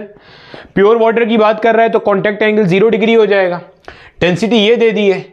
अब पूछ रहा क्या है, कहता है find the difference in pressure between a point which is 5 centimetre below the surface of capillary and atmospheric pressure. मतलब आपको कह रहा है भैया, अगर ये मिसाल के तौर पे आपके पास कैपिलरी ट्यूब है, गौर से देखना, अगर ये कैपिलरी ट्यूब है और ये मेरा बेटा हमारे पास कैपिलरी का सरफेस है, तो आपको ये बात पता है कि इस पॉइंट पे प्रेशर क्या होगा, एटमॉस्फेरिक प्रेशर के बराबर होगा, जो भी हमने पूरी डेरिवेशन वगैरह समझी थी, सही है। आपको कह रहा है इस कैपिलरी के सरफेस से 5 सेंटीमीटर नीचे आ जाओ, 5 सेंटीमीटर नीचे। मान लो यहां कहीं पे कोई पॉइंट है, हो सकता है ये पॉइंट कंटेनर का जो सरफेस है, इसके बराबर में कोई कंटेनर भी तो होगा, कंटेनर का जो सरफेस है उससे ऊपर हो सकता है ये पॉइंट कंटेनर के सरफेस के लेवल पर हो सकता है उससे नीचे हो, हमें नहीं पता। सवाल समझना, सवाल सुनना क्या कह रहा है। देखो मेरा बच्चा, आपको कह रहा क्या है कि यहां पे यकीनन आपके पास कुछ ना कुछ फ्लूइड भरा हुआ होगा, ठीक है, ये फ्लूइड ऐसे भरा हुआ है, और सराउंडिंग में क्या होगा आपके पास मेरा बेटा, सराउंडिंग में इस तरह से आपके पास ये, मान लो इस तरह से आपके पास कोई एक कंटेनर है, और जाहिर है जब ये कोई कंटेनर है तो मेरा बच्चा आपके पास यहाँ कहीं पे कोई क्या होगा, ऐसे फ्लूइड भरा हुआ होगा, ठीक है, ऐसे कोई फ्लूइड भरा हुआ है, ये आ गया ऐसे फ्लूइड भरा हुआ है, ठीक है, ये आ गया फ्लूइड, ठीक है। अब सवाल पढ़ो मेरा बेटा, सवाल क्या कह रहा है आपको, सवाल ये कह रहा है एक कैपिलरी ट्यूब है जिसका रेडियस आपको दिया हुआ है 0.5 mm, सरफेस टेंशन दे दी, प्योर वाटर है तो contact angle 0, density they the. Find the difference in pressure between a point which is 5 centimetre below the surface of capillary. ये है सरफेस ऑफ कैपिलरी, इससे 5 सेंटीमीटर नीचे कोई पॉइंट है, इन दोनों points के दरमियान का आपने प्रेशर डिफरेंस निकालना है। मान लेते हैं कि भाई इस पॉइंट का नाम x है, इस पॉइंट का नाम y है, तो you are suppose to find out difference of pressure, यानी कि pressure of point x minus pressure of point y। अगर आपने डेरिवेशन सारी अच्छे से करी हुई है, कोई दिक्कत नहीं है, आराम से कर लोगे, तो वीडियो को पॉज करो, अटेम्प्ट करो। मैं 3 तक गिर रहा हूं, फिर मैं करा देता हूं। तो 1 2 3, चलो देखो देखो भैया, हमारे पास आपको एक बात पता है, इस पॉइंट का प्रेशर P नॉट है। तो अगर मैं आपसे पूछता हूं बिल्कुल इसके अंदर का, ये अगर मान लो हमारे पास कैपिलरी का सरफेस है, तो इसके बिल्कुल अंदर का यहां का प्रेशर क्या होगा? आप बोलोगे sir P not minus 2S upon R, क्योंकि ये कॉन्केव है, ये कॉन्वेक्स है। कॉन्केव का प्रेशर ज्यादा, कॉन्वेक्स का प्रेशर कम, कितना? 2S upon R। अब कितना नीचे आ गए? वहां से 5 सेंटीमीटर नीचे आ गए, मान लो ये नीचे आ गए, अब यहाँ पे ठीक है नीचे आ गए, तो नीचे आने की वजह से भी प्रेशर क्या हो गया भाई? जब नीचे आओगे आप लिक्विड में, यहाँ से यहाँ तक आओगे, तो प्रेशर क्या होगा? ऐड हो जाएगा। तो आपके पास जो पॉइंट y का प्रेशर है, क्या मैं कह सकता हूं P not minus 2S upon R? तो यहां पे था, जब और नीचे आ गए तो उसमें रो GH का फैक्टर क्या हो गया? ऐड हो गया। ऐसे ही है ना भैया? ठीक है। अगर हम इसमें पुट करते हैं चेंज इन प्रेशर निकालने के लिए, तो मेरा बेटा x पॉइंट का प्रेशर कितना है? P not. आपको यही कहा हुआ है कि आपने डिफरेंस निकालना है किससे? एटमॉस्फेरिक प्रेशर से। तो P नॉट आ गया, माइनस का प्रेशर एट पॉइंट y कितना है आपके पास? P नॉट माइनस का 2S अपॉन R प्लस का रो GH। सही है भाई? माइनस कर दो उठा के, तो P नॉट माइनस का P not, minus minus the plus, 2S upon R minus plus the minus rho GH। P not से P नॉट क्या हो गया? मर गया। तो चेंज इन प्रेशर इसके बराबर आ रहा है। अब क्या करेंगे? वैल्यूज पुट कर देंगे उठा के। तो change in pressure will be equal to 2 into S, कितना दिया हुआ है? 0.075 न्यूटन पर मीटर। सही है? अच्छा, हमारे पास इसको मैं लिख सकता हूं 75 इंटू 10 पावर माइनस 3, भैया 1 2 3, ठीक है, अपॉन में कैपिटल आर। कैपिटल आर किसका होता है? इस पूरे मिनिस्कस का रेडियस होता है। मिनिस्कस का रेडियस हमें यहां पे क्या रखना होता है? यहां पे हमें यहां पे गिवन क्या है? हमें यहां पे गिवन है रेडियस ऑफ द ट्यूब। ये है रेडियस ऑफ द ट्यूब, ये है मिनिस्कस का रेडियस। हमें मिनिस्कस का रेडियस रखना है। गिवन क्या है? ट्यूब का रेडियस। यहां पे क्या लिखा हुआ है? प्योर वाटर है। प्योर वाटर के अंदर ट्यूब का रेडियस और मिनिस्कस का रेडियस आपस में क्या होता है? सेम होता है। तो भाई रख देंगे यहां पे, क्या हो जाएगा? 5 इंटू 10 पावर माइनस 1, 0.5 को लिखा 5 इंटू 10 पावर माइनस 1, आगे लिखा हुआ है मिली। मिली का मतलब हो गया 10 power minus 3 minus rho GH। रो हो गया 10 पावर 3, जी कितना हो गया? जी हो गया 10। हाइट कितनी दी हुई है जो आप ऊपर से नीचे आए हो? 5 सेंटीमीटर। 5 अपॉन हो गया 100। ठीक है मेरा बच्चा, जो मर रहा है मार दो। 10 पावर माइनस 3, 10 पावर माइनस 3 मर गया। 5 1 जा 5, 15 जा होता है 75। 15 2 जा क्या हुआ? 30। ये 10 पावर माइनस 1 ऊपर आएगा तो प्लस हो जाएगा, तो 30 मल्टीप्लाई बाय 10, ये कितना हो गया बच्चे? 300 हो गया। इसका आंसर आ रहा है, सिर्फ इतने हिस्से का आंसर आ रहा है 300। ठीक है, इसको डायरेक्टली लिख देते हैं। इतने हिस्से का आंसर क्या आ रहा है? 300 आ रहा है। माइनस बच्चे यहां देखो 2 जीरो है, यहां 3 जीरो है। 2 जीरो से 2 जीरो मर गए तो एक मतलब 100 है, यहां 1000 है। 2 जीरो से 2 जीरो मर गए तो एक 10 बच गया। 10 10 से 100, 100 5 से क्या हो जाएगा? 500। तो बेटे कितना डिफरेंस आ रहा है? 200 न्यूटन पर मीटर स्क्वायर का डिफरेंस आ रहा हैगा। समझ आ गई बात की? कितना डिफरेंस आ रहा है? एटमॉस्फेरिक प्रेशर और कैपिलरी सरफेस से 5 सेंटीमीटर नीचे वाले पॉइंट पे कितना डिफरेंस आ रहा है? आपके पास डिफरेंस आ रहा है 200 न्यूटन पर मीटर स्क्वायर का डिफरेंस। समझ आ गई भाई साहब? ये डिफरेंस आ रहा है हमारे पास। चलो इतना हिस्सा कॉपी करो। अब देखो मेरा बेटा, एक सवाल आगे वहां पे हेरिडे रेस्ट्रिक्ट में नहीं लिखा हुआ, वो मैं आपसे पूछ रहा हूं। ठीक है, सवाल को गौर से सुनना और अपना दिमाग लगाना और फिर बताना। फिर मुझे बताना कि आपने इसका क्या आंसर सोचा था। अगर मैं आपसे पूछता हूं, 3 पॉइंट्स देता हूं। पहला, ये जो पॉइंट है, पॉइंट Y जो 5 सेंटीमीटर नीचे है, ये जो लिक्विड का सरफेस है इससे ऊपर लाई कर रहा है, लिक्विड के सरफेस पे लाई कर रहा है, या उससे नीचे लाई कर रहा है? ये मत देखो कि मैंने कहां बनाया है, मैंने तो ऐसे ही बना दिया यहां पे। ये बताओ, ये जो पॉइंट है ये लिक्विड के सरफेस से ऊपर होगा, नीचे होगा, या यहां पे होगा? सोचो। देखो मैं बता देता हूं आपको मेरा बेटा, P not minus 2S upon R plus का रो GH। कोशिश करना आपको कॉन्सेप्ट का फील है जो आपको बता रहा हूं। हमने जब अभी सॉल्व किया तो ये जो 2S अपॉन R है इसका वैल्यू क्या आया? 300 आया था। इतने हिस्से का वैल्यू क्या आया, 300 आया। इतने हिस्से का वैल्यू क्या आया, 500 आया। मैंने आपको स्टार्ट में क्या बताया था, जब मैंने ये लेक्चर स्टार्ट किया था, मैंने कहा था स्टार्ट में वाटर यहां पे होता है, इस पॉइंट का प्रेशर कम होता है, 2S/R कम होता है, तो पानी क्या होता है, ऊपर जाता है। इतना ऊपर जाता है कि इस पॉइंट का प्रेशर ρGH बढ़ जाता है। ρGH की वजह से जो बढ़ा है वो 2S/R को बैलेंस करता है और लिक्विड ऊपर जाना रुक जाता है।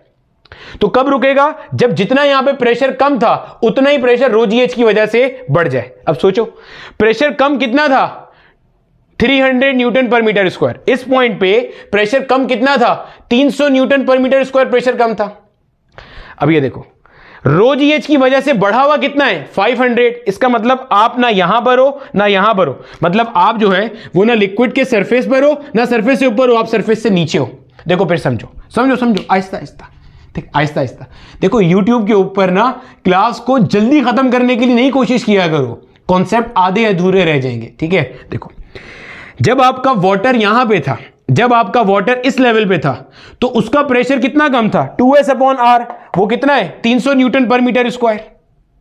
तो पानी को इतना ऊपर जाना चाहिए था कि ρGH जो है वो 300 न्यूटन पर मीटर स्क्वायर बढ़े और ये बैलेंस हो जाता। अभी इसने जो आपको पॉइंट दिया है ना 5 सेंटीमीटर नीचे वाला पॉइंट, अब देखो जब आप 5 सेंटीमीटर नीचे जाओगे तो आप यहां पे नहीं हो, आप इससे नीचे हो। क्यों, क्योंकि नीचे आने की वजह से देखो यहां से जब आप यहां तक आते, गौर से सुनना, जब आप इस पॉइंट से यहां तक आते तो प्रेशर सिर्फ 300 न्यूटन पर मीटर स्क्वायर बढ़ता।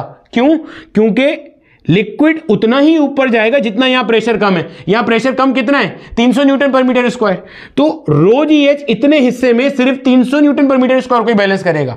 लेकिन आप जो 5 सेंटीमीटर नीचे आ रहे हो तो वो कितना दे रहा है, 500 दे रहा है।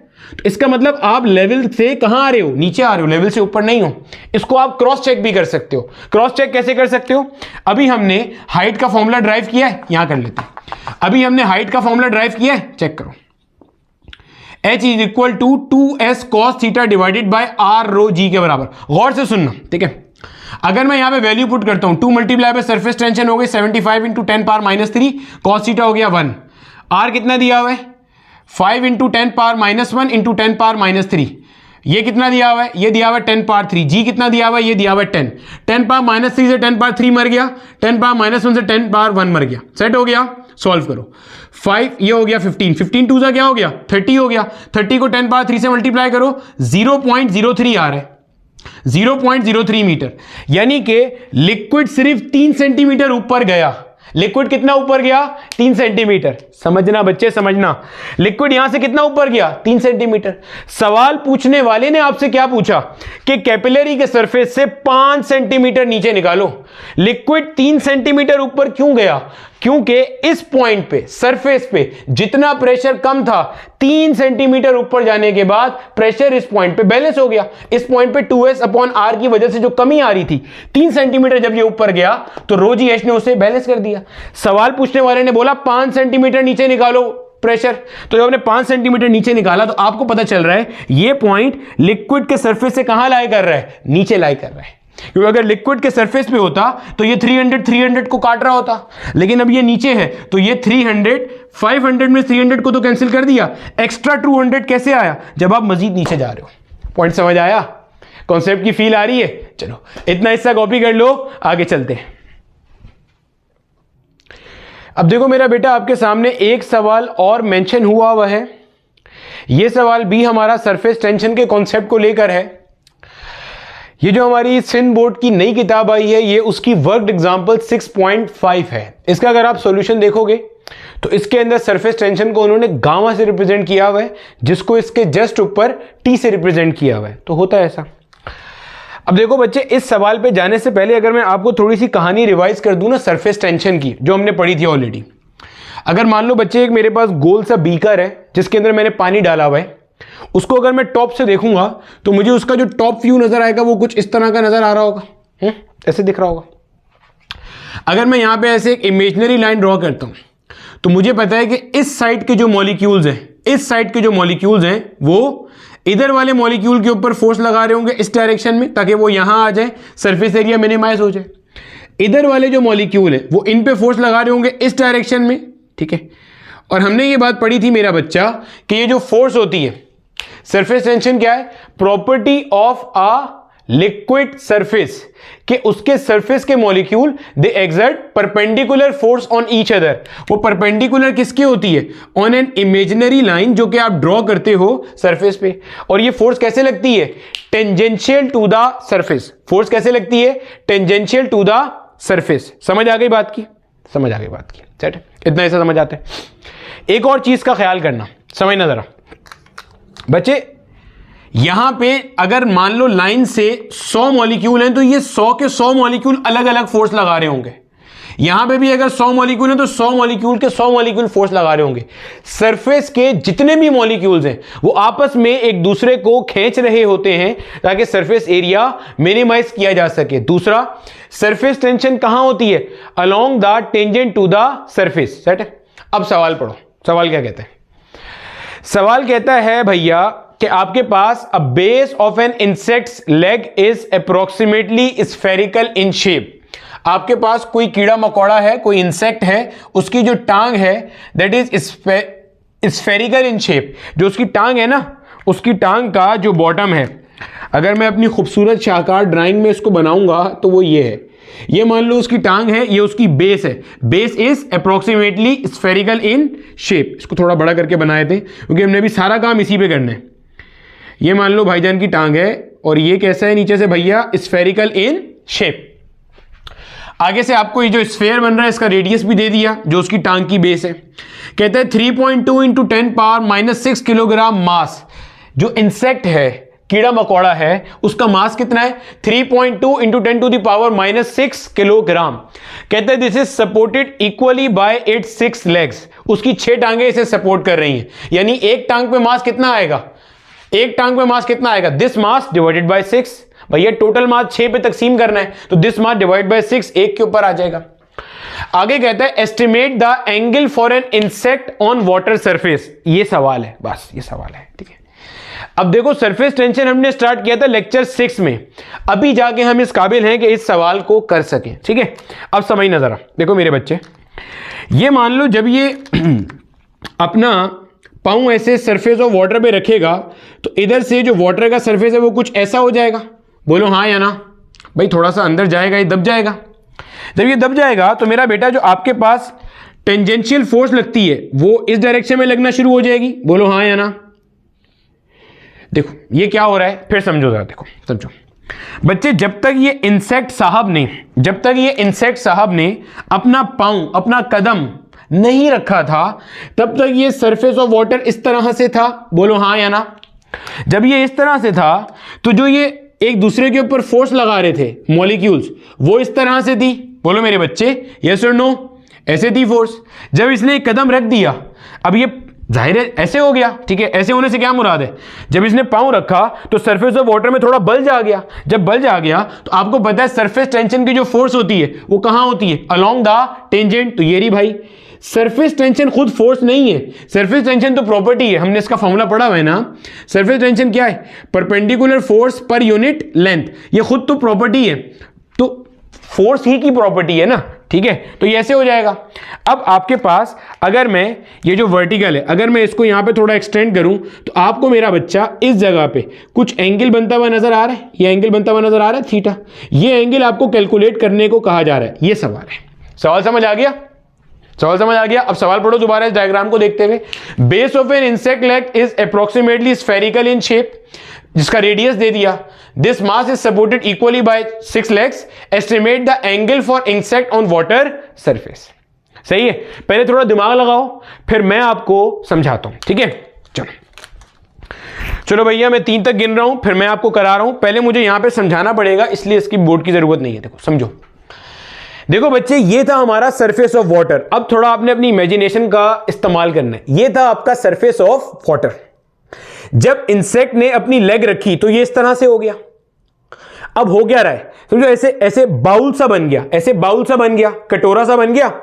अब इधर वाले जो सरफेस मॉलिक्यूल्स हैं वो ऐसे इस डायरेक्शन में फोर्स लगा रहे हैं, इधर वाले इस डायरेक्शन में, इधर वाले इस डायरेक्शन में, इधर वाले ऐसे, इधर वाले ऐसे। देखो समझो, देखो ये जो स्फीयर था, इसके इधर वाले ऐसे, आगे वाले ऐसे, इधर वाले ऐसे, पीछे वाले ऐसे, यानी कि ये मान लो ऐसे, ये जो सारी उंगलियां है ना मेरी, ये सारी उंगलियां ये बेसिकली मॉलिक्यूल्स हैं जो कि सरफेस डायरेक्शन की फोर्स एग्जर्ट कर रहे हैं अलोंग द टेंजेंट। ये इस डायरेक्शन में ऐसे ऐसे ऐसे, सरफेस टेंशन की ये जो फोर्स है ये इस तरीके से एक्ट कर रही है। समझ आना शुरू हुई बात की भाई। जब उसका ऐसे गोल सा पांव सरफेस ऑफ वाटर के ऊपर आया तो भाई उसके जो मॉलिक्यूल्स हैं, सरफेस का मॉलिक्यूल जो पहले यहां था वो थोड़ा नीचे दब गया, जो पहले इसको ऐसे ऐसे खींच रहा था, वहां वाला इसे ऐसे खींच रहा था, अब ये थोड़ा नीचे चला गया, अब ये ऐसे खींच रहा है तो सामने वाला भी इसे ऐसे खींच रहा है।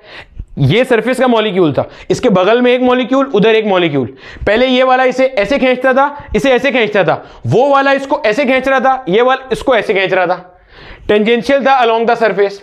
जब इंसेक्ट ने अपना कदम रखा तो ये ऐसे बल सा आ गया, अब ये वाला मॉलिक्यूल नीचे आ गया, वो ऊपर है, ऐसे खींच रहा है, ऐसे खींच रहा है, वो जवाब में ऐसे खींच रहा है और यहां से ऐसे खींच रहा है। तो ये समझ आ रही है सरफेस टेंशन की फोर्स ऐसे लग रही है, ऐसे लग रही है, ऐसे ऐसे और ऐसे, ये सारी सरफेस टेंशन की फोर्स लग रही है। अब आप नोट करो, अब आप इसको अगर गौर से देखते हो तो अगर मैं इसके कंपोनेंट्स बनाता हूं, ये जो सरफेस टेंशन वाली फोर्स है, इसके मेरा बच्चा अगर मैं कंपोनेंट्स बनाता हूं तो इसके दो कंपोनेंट बनते हैं। एक कंपोनेंट ये वाला होगा, दिस इज ये बेसिकली आपके पास क्या लग रहा है यहां पे, ये सरफेस टेंशन वाली लगी, ठीक है, सरफेस टेंशन। ये सरफेस टेंशन की प्रॉपर्टी यहां अप्लाई हो रही है ना सर, ये हो जाएगा एस कॉस थीटा, बोलो हाँ या ना। भैया जो एक दूसरे के ऊपर फोर्स लगा रहे थे वो एस की वजह से ही था ना, ठीक है, तो एस कॉस थीटा। अब आप नोट करो, और दूसरा क्या हो जाएगा, एस साइन थीटा। इसके भी अगर आप दो कंपोनेंट बनाओगे तो एक बनेगा ऐसे एस कॉस थीटा, एक बनेगा ऐसे एस साइन थीटा।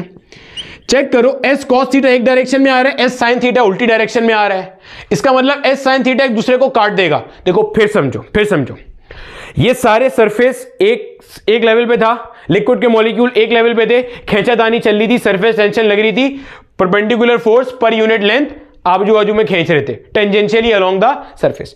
इंसेक्ट ने अपना कदम रखा, जैसे ही इंसेक्ट ने अपनी लेग रखी तो वो ऐसे हेमीस्फेरिकल बाउल टाइप बन गया, बाउल सा बन गया। क्यों? क्योंकि उसकी लेग कैसी है, स्फेयर सी है, सही है।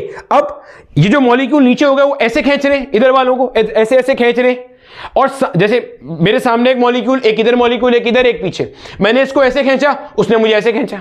अब यहां जो सरफेस टेंशन लग रही है, इसका वर्टिकल के साथ एंगल कितना आ रहा है, थीटा। मैंने सामने वाले मॉलिक्यूल को ऐसे खींचा, उसने मुझे ऐसे खींचा, तो ये सरफेस टेंशन, ये वर्टिकल एंगल कितना बन रहा है, थीटा। मैंने इधर वाले को ऐसे खींचा, इसने मुझे ऐसे खींचा, एंगल कितना बन रहा है, थीटा।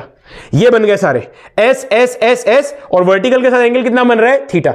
इसको जब आप रिजॉल्व करोगे, एक आया S cos theta, S sine theta, इसके एस कॉस थीटा, इसके एस साइन थीटा ने इसके एस साइन थीटा को काट दिया, इसके एस साइन थीटा ने इसके एस साइन थीटा को काट दिया, मतलब आमने सामने वाले एस साइन थीटा एक दूसरे को मार रहे। देखो ये वाले एस और ये वाला, भाई मेरे सामने एक मॉलिक्यूल, एक इधर मॉलिक्यूल, इसने मुझे खींचा है एस से, उसने मुझे खींचा है एस से, एस कॉस थीटा ऐसे आ रहा है स्ट्रेट ऊपर, इसका भी एस कॉस थीटा आ रहा है स्ट्रेट ऊपर, एस साइन थीटा आगे वाले का ऐसे सामने आएगा, पीछे वाले का एस साइन थीटा ऐसे आएगा, कैंसिल हो गया। इधर वाले एस साइन थीटा भी मर गए, इधर वाले भी एस साइन थीटा सबको क्या कर रहे हैं, कैंसिल कर रहे हैं।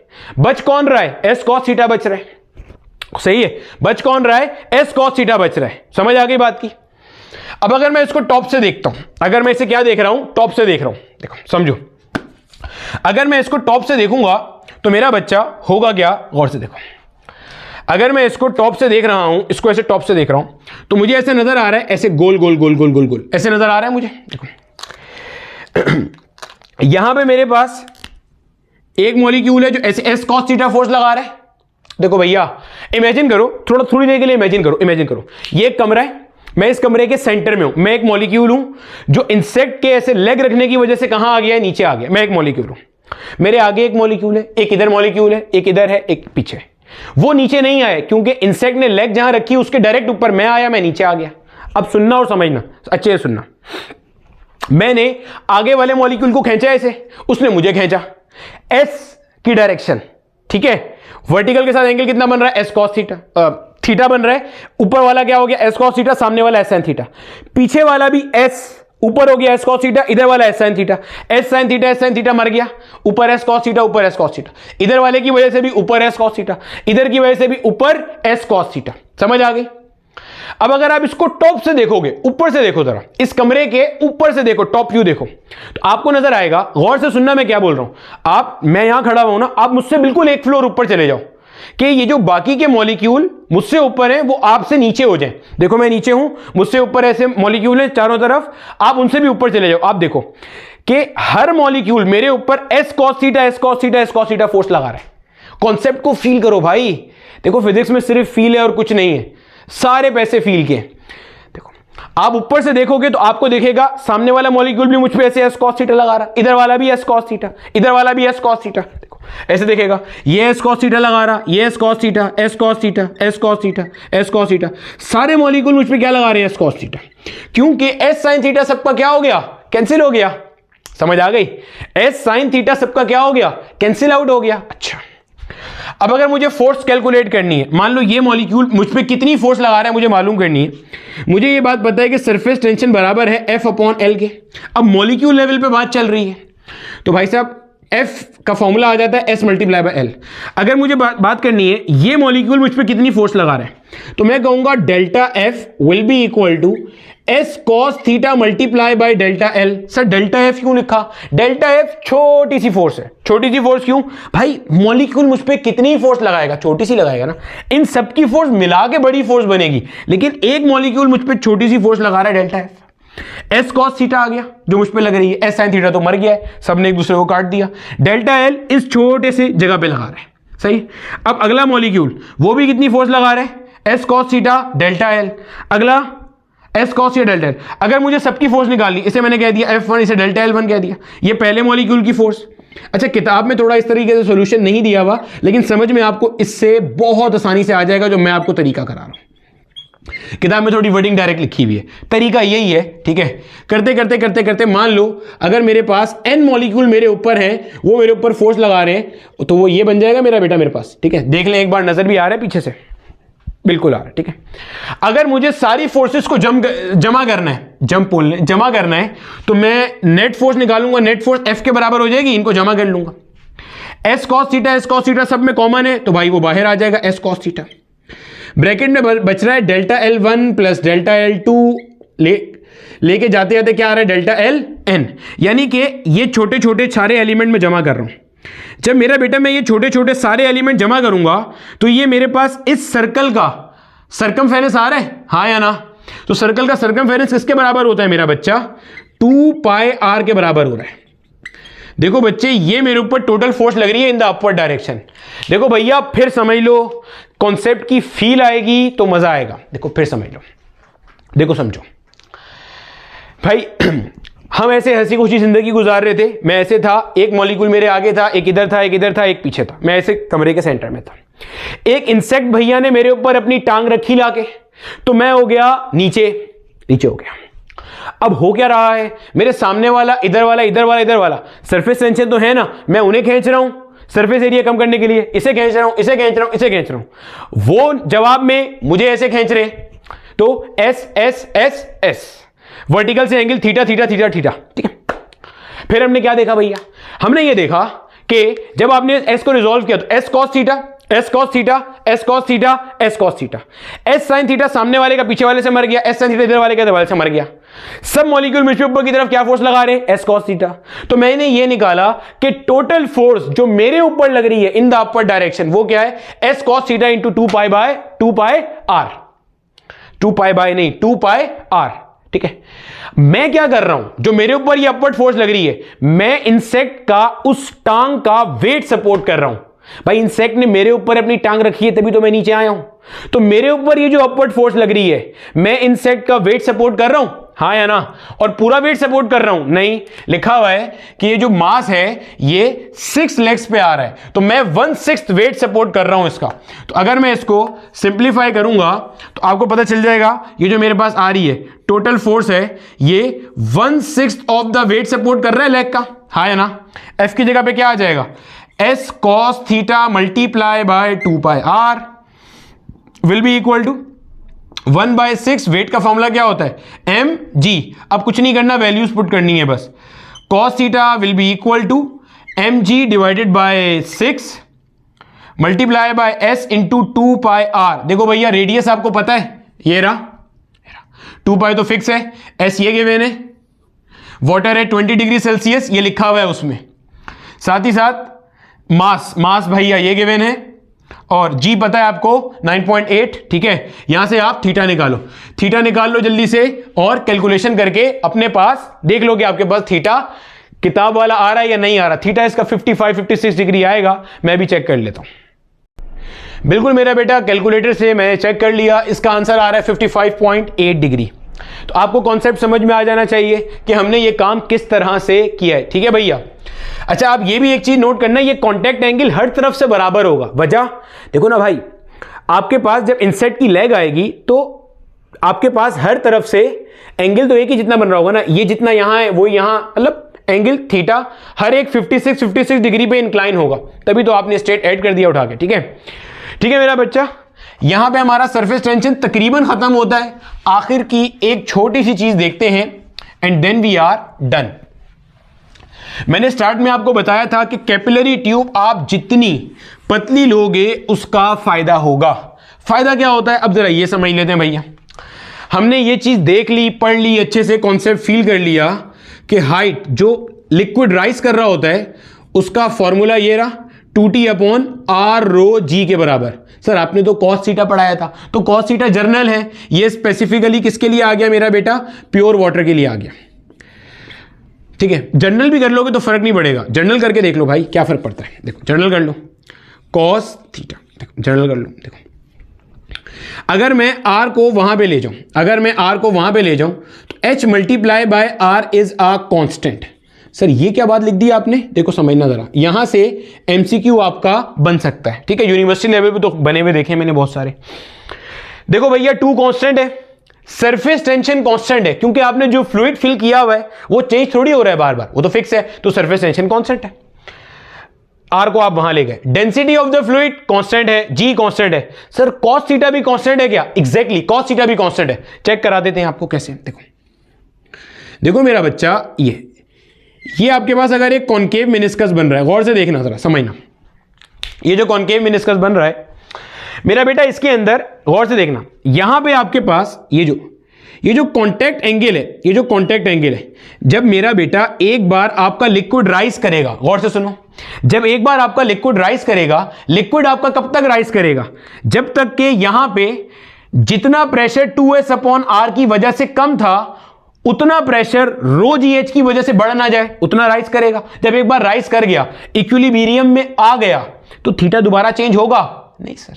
कैसे चेंज होगा, ना ये मजीद ऊपर जा रहा है ना ये मजीद नीचे जा रहा है, इसका मतलब थीटा कांटेक्ट एंगल कैसा हो गया, कांस्टेंट हो गया। भाई जब आपने एक ग्लास ट्यूब को इंसर्ट किया एक कंटेनर में जिसमें लिक्विड भरा हुआ था, तो liquid will start to rise जब तक कि 2s/r की वजह से जितना प्रेशर यहां कम है, राइज होने की वजह से ρgh से उतना प्रेशर बढ़ ना जाए, तो आपके पास कांटेक्ट एंगल तो क्या हो गया, कांस्टेंट हो गया। इसका मतलब ये सब मिला के क्या है, कांस्टेंट है। तो h/r क्या हो गया, कांस्टेंट। अगर मैं r को नीचे ले आऊं तो h will be equal to constant divide by r। अब देखो h और r का रिलेशन क्या है, इनवर्स है। तो आपके पास रेडियस ऑफ द ट्यूब जितना कम होगा, हाइट उतनी ज्यादा नजर आएगी। तो जितनी पतली ट्यूब होगी उतना इफेक्टिव कैपिलरी एक्शन नजर आएगा। प्लांट्स की स्टेम बहुत बारीक होती है, इसलिए उसके अंदर पानी आराम से ऊपर चला जाता है। जितना रेडियस कम होगा ट्यूब का उतनी हाइट क्या होगी, ज्यादा होगी। जितना रेडियस ज्यादा होगा उतनी हाइट क्या होगी, कम होगी। समझ आ गई बात की। एक और लास्ट बात जो आपको आपकी किताब पढ़ने में हेल्प आउट कर रही होगी, वो भी देख लो बच्चे। अच्छा हमने अभी क्या बात करी मेरा बच्चा, जरा समझना। ये मान लो आपके पास आपका कंटेनर है, ये आपका कंटेनर है, ये मेरा बेटा आपके पास आपका ग्लास ट्यूब आ गया, ठीक है, ग्लास ट्यूब आ गया। अब मेरा बेटा आपके जो कंटेनर है, ब्लू मार्कर कहां शार्ट हो गया भाई, ये रहा, ये जो आपका कंटेनर है मेरा बच्चा, इसके अंदर आपके पास क्या मौजूद है, इसके अंदर आपके पास वाटर मौजूद है, ठीक है, लिक्विड मौजूद है। ये लिक्विड कब तक राइज करेगा, इस पॉइंट पे प्रेशर 2s/r कम है, ये लिक्विड राइज करेगा जब तक के जितना प्रेशर 2s/r की वजह से कम है उतना प्रेशर ρgh की वजह से बढ़ ना जाए। ऐसा ही है, अच्छा ऐसा ही हो गया। अब अगर मैं आपसे पूछता हूं, मुझे बताओ इतने हिस्से पे जो नेट फोर्स लग रही है वो क्या है, अच्छे से सोचो, इतने हिस्से पे नेट फोर्स क्या है, 0 है। ये इक्विलिब्रियम में, सर वो क्यों? बच्चे ये राइज कर ही क्यों रहा था इक्विलिब्रियम में आने के लिए? जब तक हमने पढ़ा है ना स्टैटिक फ्लूइड के अंदर एक लेवल पे प्रेशर कैसा होता है, सेम होता है। तो जब ये वाली चीज यहां पे थी, जब ये मिनिस्कस यहां पे था, तो उसका इक्विलिब्रियम डिस्टर्ब हुआ था, क्योंकि यहां का प्रेशर कम था, इधर का प्रेशर ज्यादा था, इसलिए तो वो राइज कर रहा था। राइज करने के बाद रुकेगा कब? जब सिस्टम वापस किस में आ गया, इक्विलिब्रियम में। देखो मिसाल लेते हैं, इधर का प्रेशर कितना है, P0, अगर मैं एरिया से मल्टीप्लाई कर दूं तो यहां की फोर्स मिल जाएगी। भाई प्रेशर क्या होता है, फोर्स पर यूनिट एरिया। तो फोर्स कैसे आएगी, प्रेशर इंटू एरिया। तो यहां की फोर्स कितनी हो गई, P0 इंटू ए। बच्चे इधर का अगर मैं आपसे निकालना चाहूं तो यहां का क्या होगा, P0 minus 2s upon R plus rho G H multiply by A, यही होगी ना इधर की फोर्स, हाँ या ना?